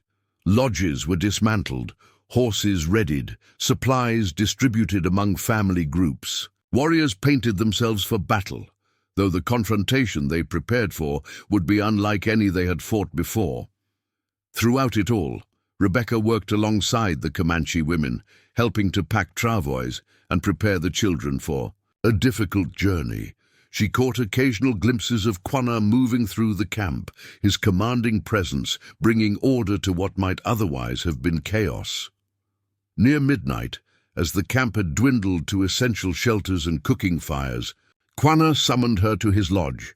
Inside, she found him seated cross-legged before a small fire, his war paint applied, sacred objects arranged around him in preparation for the coming conflict. "Sit," he invited, gesturing to a place opposite him. Rebecca settled herself carefully, aware of the ceremonial atmosphere.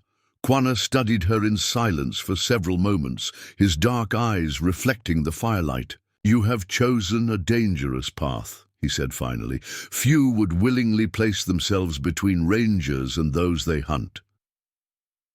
"I made my choice when I helped Taabe," Rebecca replied. "Everything since has followed from that." Quanah nodded, slowly. "One choice can change the course of many lives. When I was younger than Taabe is now, my mother was taken by rangers, a white woman who had married my father and lived as Comanche.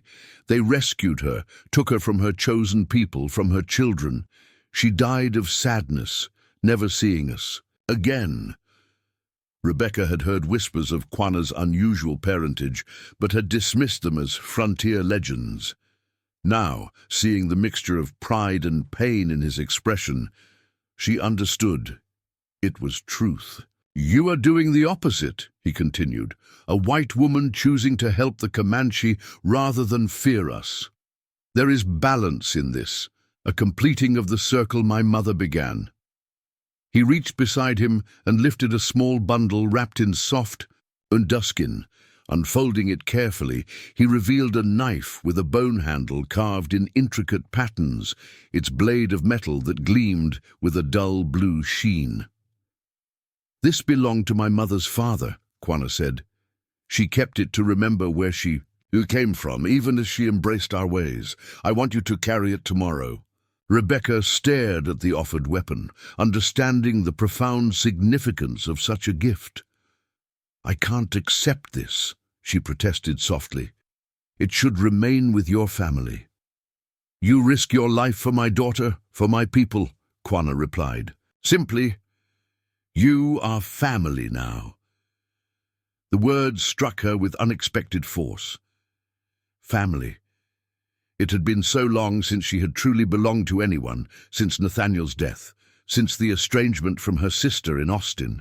She had grown accustomed to standing alone, to defining herself by her independence rather than her connections. With hands that trembled slightly, she accepted the knife, feeling the weight of history and meaning it carried.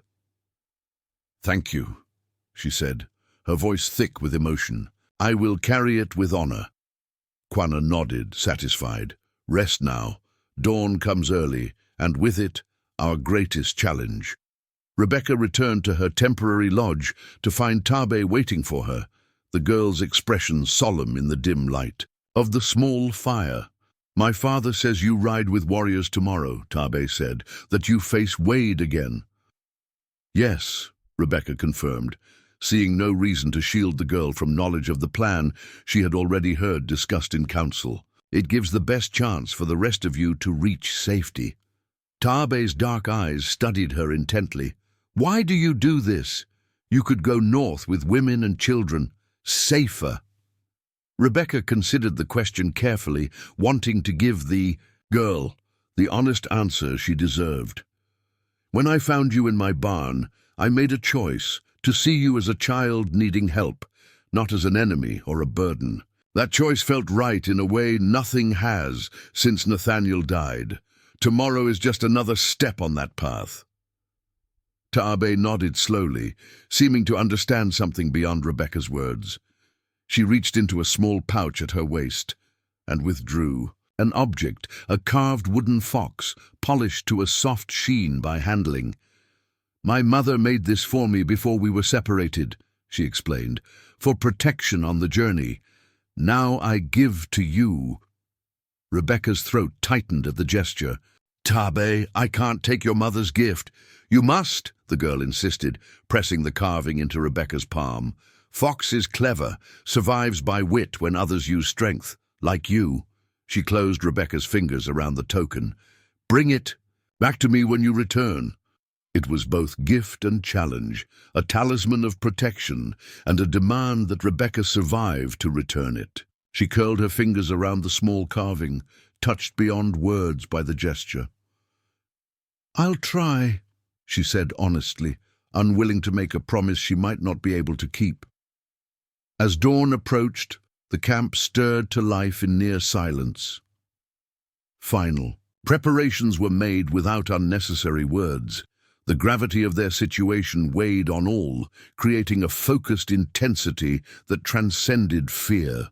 The plan they had devised was daring in its simplicity. The main body of the tribe, elders, children, and most women, would depart northward through the high mountain passes, taking a route so difficult that mounted pursuers would be forced to dismount and follow on foot, slowing their progress significantly. Meanwhile, a smaller group of warriors, along with Rebecca, would create a deliberate distraction, evidence of the entire tribe moving westward toward a more accessible pass. They would leave clear tracks, campfires, all the signs rangers were trained to follow, leading their pursuers into a carefully prepared ambush site where the natural terrain would negate the advantages of superior weapons and numbers. It was a stratagem that played on the expectations of men like Wade and the Rangers, who underestimated both Comanche intelligence and their intimate knowledge of the landscape. If successful, it would allow the most vulnerable members of the tribe to escape while dealing a blow to their pursuers' confidence and resources. Rebecca found herself assigned to ride with Nokoni and 7 other warriors, men chosen for their tracking skills and knowledge of the terrain. Quanah himself would lead the main group, ensuring his people's safety while entrusting the diversionary mission to his brother. As Rebecca mounted the horse provided for her, a sturdy pinto mare with remarkable endurance, she caught sight of Quanah directing the departure of the main group. Taabe stood beside him, looking back at Rebecca with an expression that mingled worry and faith. Rebecca touched the wooden fox, tucked securely in her pocket, then raised her hand in farewell. Whatever happened in the coming hours, she had found something she had thought lost forever, a purpose beyond mere survival, connections that gave meaning to the risks she faced. Nokoni signaled, and their small party rode out, moving westward. With deliberate visibility, the true test of courage lay ahead, but Rebecca felt a strange calm settle over her. The path was clear, even if its outcome remained uncertain. As they crested the first ridge, leaving the dismantled camp behind, Rebecca glanced back one final time. In the growing light of dawn, she could just make out the last of Quanah's people disappearing into the northern passes, Taabe among them, moving toward safety because of a choice made days ago in a ranch house far from here. Perhaps that was all any life amounted to in the end, a series of choices that rippled outward, touching others in ways we could never fully predict. If so, she could face what lay ahead without regret, knowing that her choices, whatever their cost, had been true to the best part of herself. Nokoni drew alongside her, his expression reflecting respect that hadn't been there the previous day. "Ready?" he asked simply. Rebecca straightened in the saddle, feeling the weight of Quanah's knife at her belt and Taabe's carved fox in her pocket, gifts that connected her to a people not her own by birth, but increasingly her own by choice. "Ready," she confirmed, and rode forward to meet whatever awaited in the mountain pass.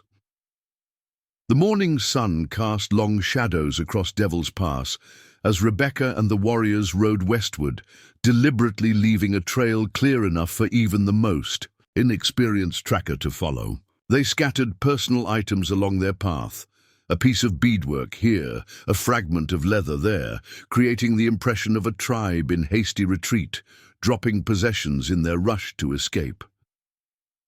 "Wade will believe this," Nokoni observed, as they paused to water their horses at a small spring. "His greed makes him see what he wishes to see." Rebecca nodded, understanding the psychology at work. Wade wanted to recapture Taabe and the other Comanche children for the slave markets. The Rangers wanted to eliminate what they considered a hostile native presence. Both would eagerly pursue what appeared to be an entire tribe fleeing westward, anticipating an easy victory over desperate fugitives. They continued their deception throughout the morning, moving at a pace calculated to be just ahead of their pursuers, who would have discovered the abandoned camp by now. Occasionally, one of the warriors would double back to verify they were being followed, returning with grim confirmation that Rangers and Wade's men were indeed taking the bait, advancing steadily along the trail they had prepared. By midday, they reached the site they had chosen for their stand, a narrow section of the pass where towering rock walls created a natural bottleneck.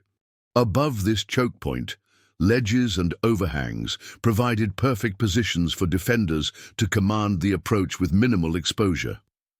"Here," Nokoni declared, surveying the terrain with a warrior's appreciation for tactical advantage. "We prepare now." The warriors dismounted, leading their horses up a hidden track to a sheltered box canyon above and behind the ambush site. There, the animals would be safe and invisible to those approaching from below. Rebecca followed, impressed by the thoroughness of their preparation. This location had clearly been scouted and selected long before her arrival, one of many defensive positions the Comanche maintained throughout their territory. Once the horses were secured, they returned to the bottleneck to complete their preparations. Large rocks were positioned at the edges of overhangs, ready to be pushed down onto the pass below. Barriers of thorny brush were strategically placed to channel riders into the most vulnerable positions. 3 warriors took up positions as lookouts, monitoring the approach from concealed vantage points. As they worked, Rebecca found herself paired with a warrior named Pahayoko, a man of few words but remarkable efficiency. He demonstrated how to build a defensive position from loose rocks, creating a small wall that would protect them while allowing clear lines of fire toward the pass below. "You used rifle before?" he asked as they finished their shelter. Rebecca nodded. "Since I was a girl, my father believed women should know how to protect themselves."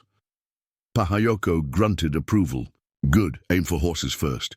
Ranger without horse is half a ranger." It was sound tactical advice. In this terrain, mobility was crucial.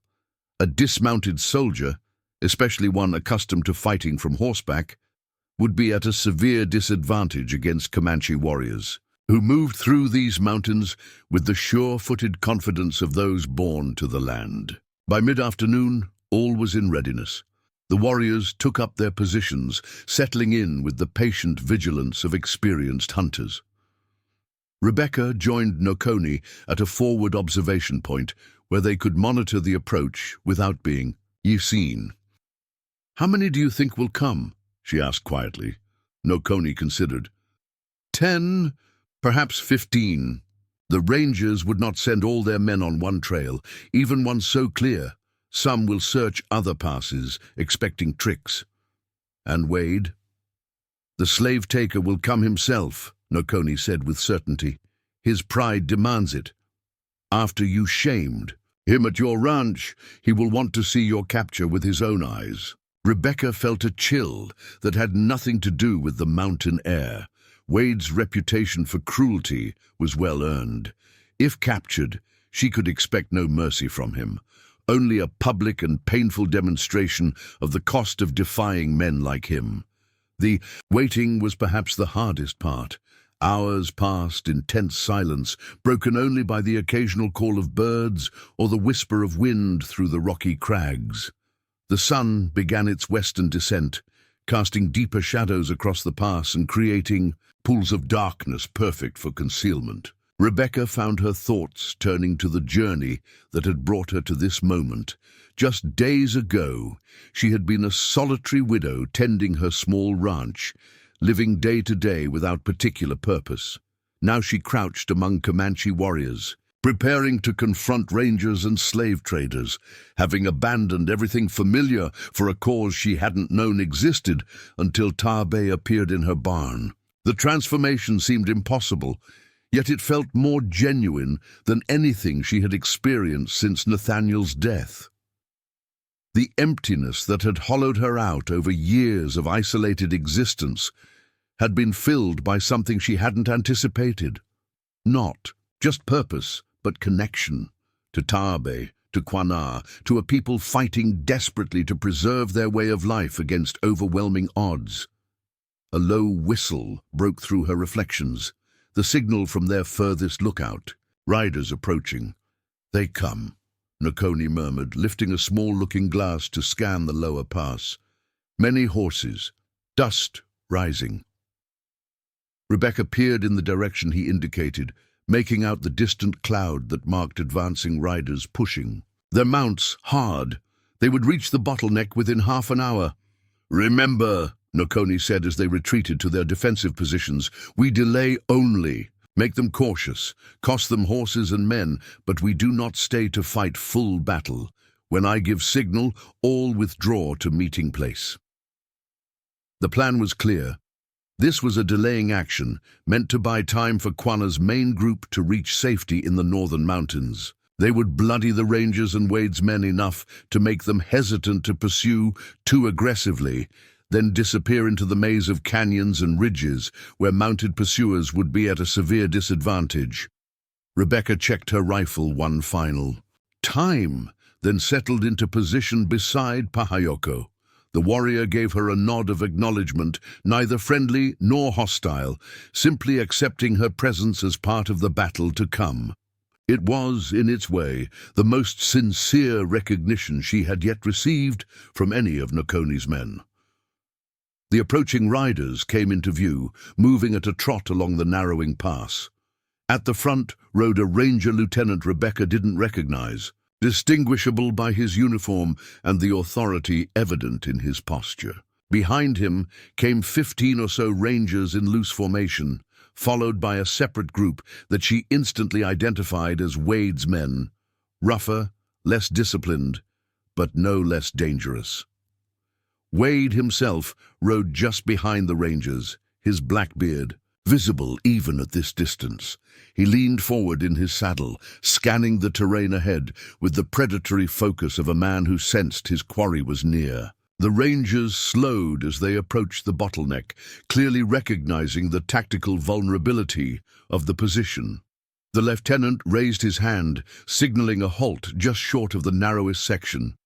He dispatched men to scout ahead on foot, a prudent precaution that spoke to his experience. Nakoni watched this development with narrowed eyes, then made a subtle gesture to his warriors. Their plan needed adjustment. Instead of allowing the rangers to advance fully into the trap, they would need to force the issue. One of the warriors, Chivato, known for his marksmanship, took careful aim at the ground near the lead scout's feet. His shot kicked up dust just inches from the man, causing him to dive for cover. Instantly, the other rangers dismounted, taking defensive positions behind rocks and drawing their carbines. The battle had begun. The next minutes unfolded in a cacophony of rifle fire and shouted orders. The rangers, realizing they were under attack from the high ground, attempted to withdraw to a more defensible position. Wade's men, less disciplined but equally armed, added to the fusillade, firing at any movement they detected on the ridges above. Rebecca held her fire, waiting for a clear target as Pahayoko had instructed. The opportunity came when a ranger attempted to advance along the canyon wall, thinking himself protected by an outcropping.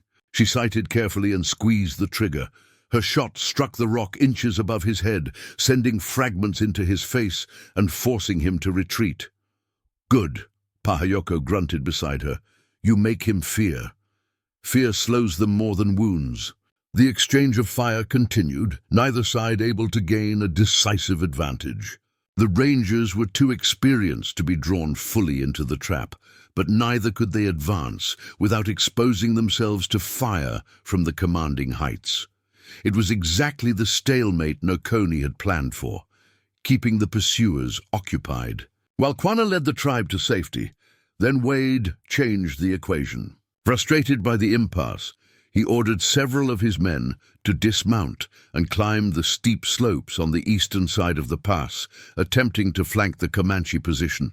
It was a bold move that might have succeeded had Nakoni not anticipated such a tactic.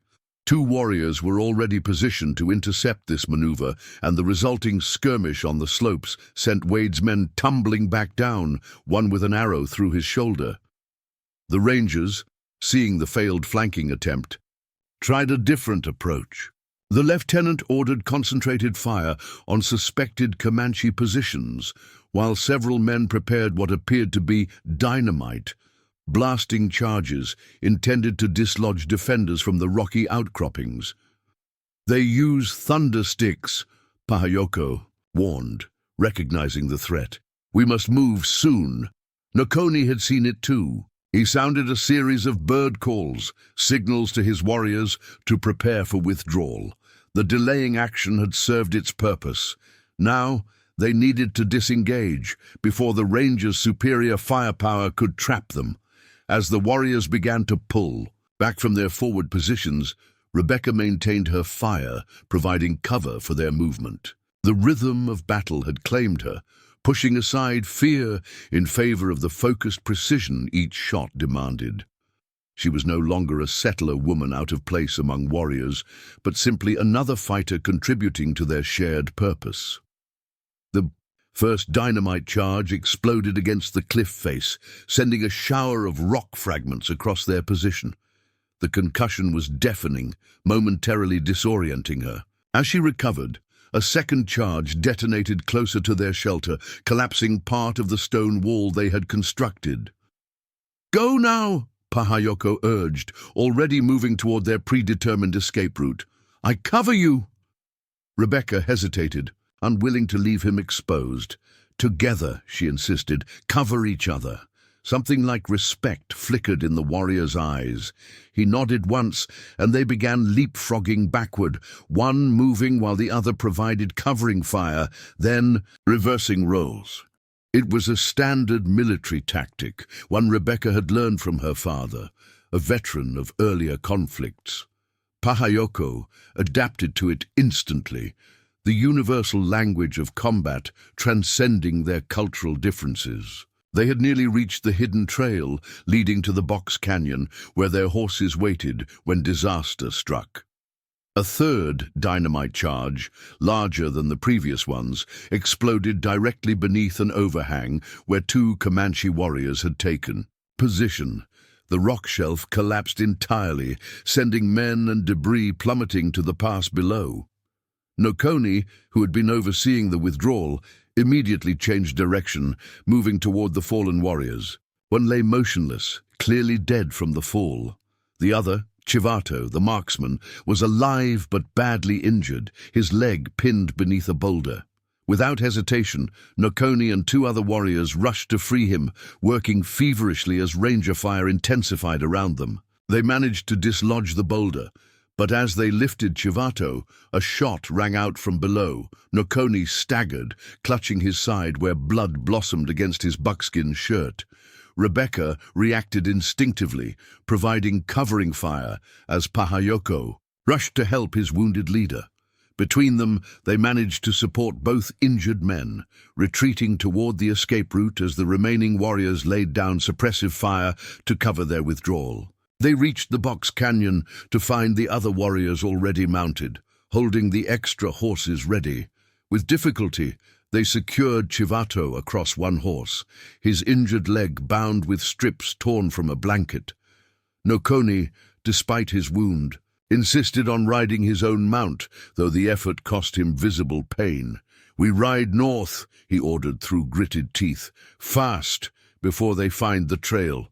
The small band set off at a gallop, following a route that seemed impossible to Rebecca, a barely visible track winding through jumbled boulders and along knife-edge ridges. The horses, familiar with the terrain, navigated it with surprising surety, but the pace was punishing, especially for the wounded. After an hour of hard riding, they reached a sheltered valley where a small stream provided water. Nokoni, pale from blood loss, finally allowed himself to be helped from his horse. Rebecca and Pahayoko examined his wound. A bullet had passed through his side, missing vital organs but causing significant bleeding. "Clean through," Rebecca observed, drawing on her experience treating ranch injuries. "We need to stop the bleeding, but with proper care, it should heal." Pahayoko nodded agreement, producing a small pouch of herbs from his parfleche. "Medicine helps, but he needs rest." Rest was a luxury they could ill afford. Already distant, gunshots suggested the rangers had found their trail and were attempting to follow. The box canyon would slow pursuers, but determined men would eventually find a way through. Nokoni, despite his weakened state, remained in command. "Two trails," he ordered. "3 warriors take Chivato. Follow creek north to meeting place. Rest.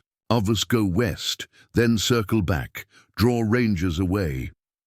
It was a sound strategy, dividing their group to improve the chances of the most vulnerable reaching safety, but it carried significant risk for the smaller decoy party. "I'll go with the western group," Rebecca volunteered, knowing her presence would make the deception more convincing. Wade would expect her to stay with Taabe and the main Comanche band, not double back through danger. Nokoni studied her face, then nodded approval. "Pahayoko, Two Crows, Little Shield," he designated. "You ride with the white woman. Make clear trail west for half day, then use stone path to leave no tracks. Meet at Three Sisters Rocks in 2 days." Preparations were made quickly. Chivato was secured more comfortably on a travois constructed from saplings and a blanket. Nokoni's wound was bound tightly, the herbal poultice already working to slow bleeding. Within minutes, the two groups were ready to depart in opposite directions.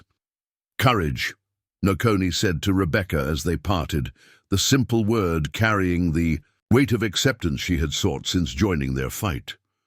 "And to you," she replied, the warrior's salute feeling natural on her lips. "We'll see you at Three Sisters."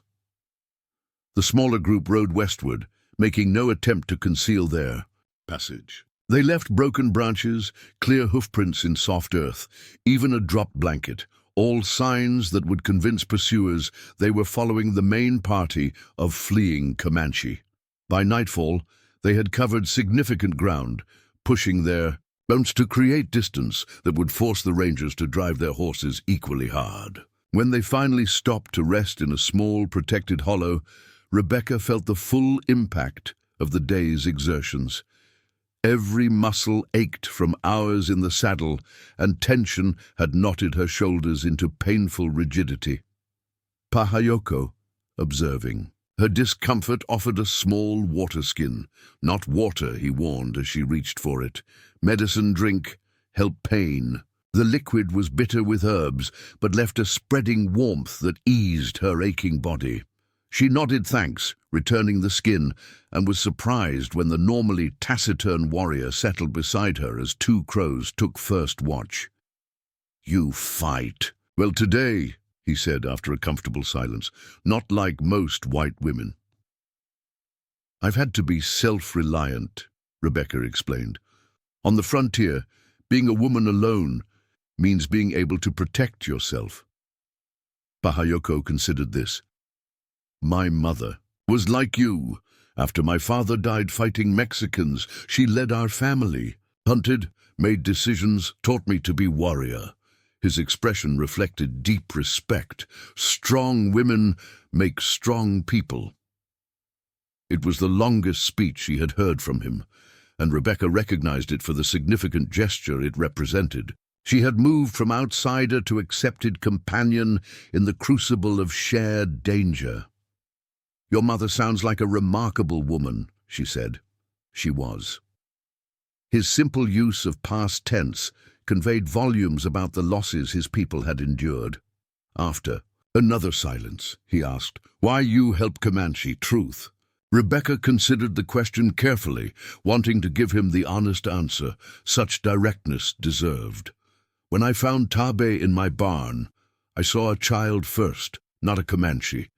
But the more I've learned about your people, the more I understand. That the stories told in settlements are mostly lies, meant to justify taking your land. I couldn't be part of that once I knew the truth." Pahayoko nodded slowly. "Truth is rare thing between our peoples." He untied a small bundle from his belt and unwrapped a piece of jerky, breaking it in half and offering her a portion. "Food gives strength. Tomorrow brings more challenges." The simple sharing of food, like his earlier conversation, represented acceptance that meant more to Rebecca than elaborate ceremonies might have. They ate in companionable silence as stars emerged in the clear mountain sky. Before taking her turn at watch, Rebecca checked the contents of her pockets, Quana's knife secure at her belt, Taab's carved fox still safely tucked away. These tokens connected her to the people she had committed to help, reminding her that what had begun as an impulsive act of compassion had evolved into something deeper, a realignment of her place in the world. The next day brought the most challenging riding yet, as they followed Pahayoko along what he called the stone path, a route across bare rock that left no tracks for pursuers to follow. It required navigating treacherous slopes, dry creek beds, and expanses of wind-scoured slick rock where a horse's misstep could mean disaster. By midday, they had seen no sign of pursuit, suggesting their deception had been effective. The Rangers and Wade's men were likely still following their deliberate trail westward, unaware that it would eventually lead to a confusing maze of canyons where tracking became nearly impossible. We turn north now, Pahayoko decided. Join others at Three Sisters tomorrow. The change of direction brought relief. They were heading toward reunion with Quanah's people, toward the completion of their mission. Rebecca allowed herself to believe that the worst dangers might be behind them. That belief shattered in the late afternoon when Little Shield, riding point, returned at a gallop with alarming news. "White men ahead," he reported tersely. "Not rangers, settlers, many of them making camp in valley below Three Sisters." This was unexpected and potentially disastrous. Their designated meeting place was apparently now occupied by an armed settler party, possibly a militia group responding to rumors of Comanche movement in the region. Two Crows scouted closer, returning with detailed information. 20 men, 15 horses, hunting party from settlements east. They find deer, make big camp to prepare meat. The situation presented a dilemma. They needed to reach Three Sisters, to reunite with Nakoni and eventually Quanah's main group, but the presence of armed settlers directly in their path created a dangerous obstacle. "We go around," Little Shield suggested. "Take long way, avoid white men." Pahayoko shook his head. "No time. Nakoni's wound needs proper care. Rangers still hunt behind us. We must reach meeting place tomorrow." "I could approach them," Rebecca offered. "A white woman alone would seem no threat. I could learn their intentions, perhaps create a distraction." The warriors exchanged glances, clearly considering the merits of her suggestion. Too dangerous, Two Crows decided. If they know Rangers, search for white woman with Comanche. They will hold you. "Not if I have a convincing story," Rebecca countered. "I'll claim to be fleeing from a Comanche attack, seeking help to reach the nearest settlement. They'd have no reason to doubt me." Pahayoko studied her intently. "You would lie to your own people, betray them to help us." "These aren't my people simply because they're white," Rebecca replied firmly. "My allegiance is to those who've shown me honor and acceptance, to Taabe, to Quanah's band, to you, who fought beside me." Something shifted in Pahayoko's expression, the last reservation giving way to complete acceptance. "Then we make plan," he said, "but danger is great. If they suspect, they will kill you as traitor." Together, they crafted a strategy that balanced audacity with caution.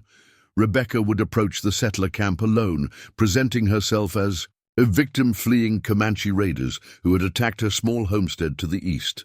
While she distracted the main party with her tale, the Comanche warriors would move their horses past the dangerous choke point under cover of darkness. If successful, they would rendezvous on the far side of Three Sisters before dawn. If she was detained or suspicions were raised, the warriors would attempt to rescue only if feasible. Otherwise, they would continue to the meeting place to warn Nakoni of the new threat. As dusk approached, Rebecca prepared for her performance. She deliberately dirtied her clothing and face, tousled her hair, and practiced the wide-eyed fear of a woman who had narrowly escaped death. The transformation was convincing enough that Little Shield, watching her rehearse, commented with grudging admiration, "Good trick. Almost believed myself." Before departing, she secured Quanah's knife and Tabe's carving in a small pouch concealed beneath her clothing. These treasures were too precious to risk losing, too significant to be seen by untrusted eyes. Pahayoko clasped her arm in the warrior's grip before she left. "Courage," he said, echoing Nakoni's parting word. "We wait beyond ridge. If trouble comes, fire one shot. We will hear."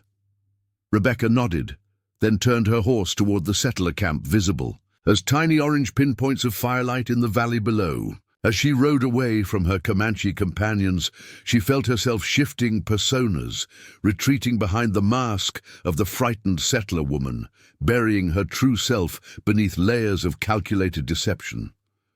The transformation was necessary, but unsettling, a reminder of how completely her world had changed in just a few short days. The life she was pretending to mourn, the settled existence, the acceptance of established boundaries between peoples, was one she had already abandoned by choice, trading it for a harder path illuminated by deeper truths. As she approached the outer perimeter of the settler camp, Rebecca drew a deep breath, summoning the performance that might determine not just her fate, but that of the people who had become her unlikely family. The carved fox pressed against her side beneath her clothing, a talisman of the promise she had made to return. Whatever happened next, there would be no turning back. Up next, you've got 2 more standout stories right on your screen.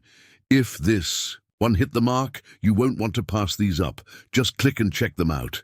And don't forget to subscribe and turn on the notification bell so you don't miss any upload from us.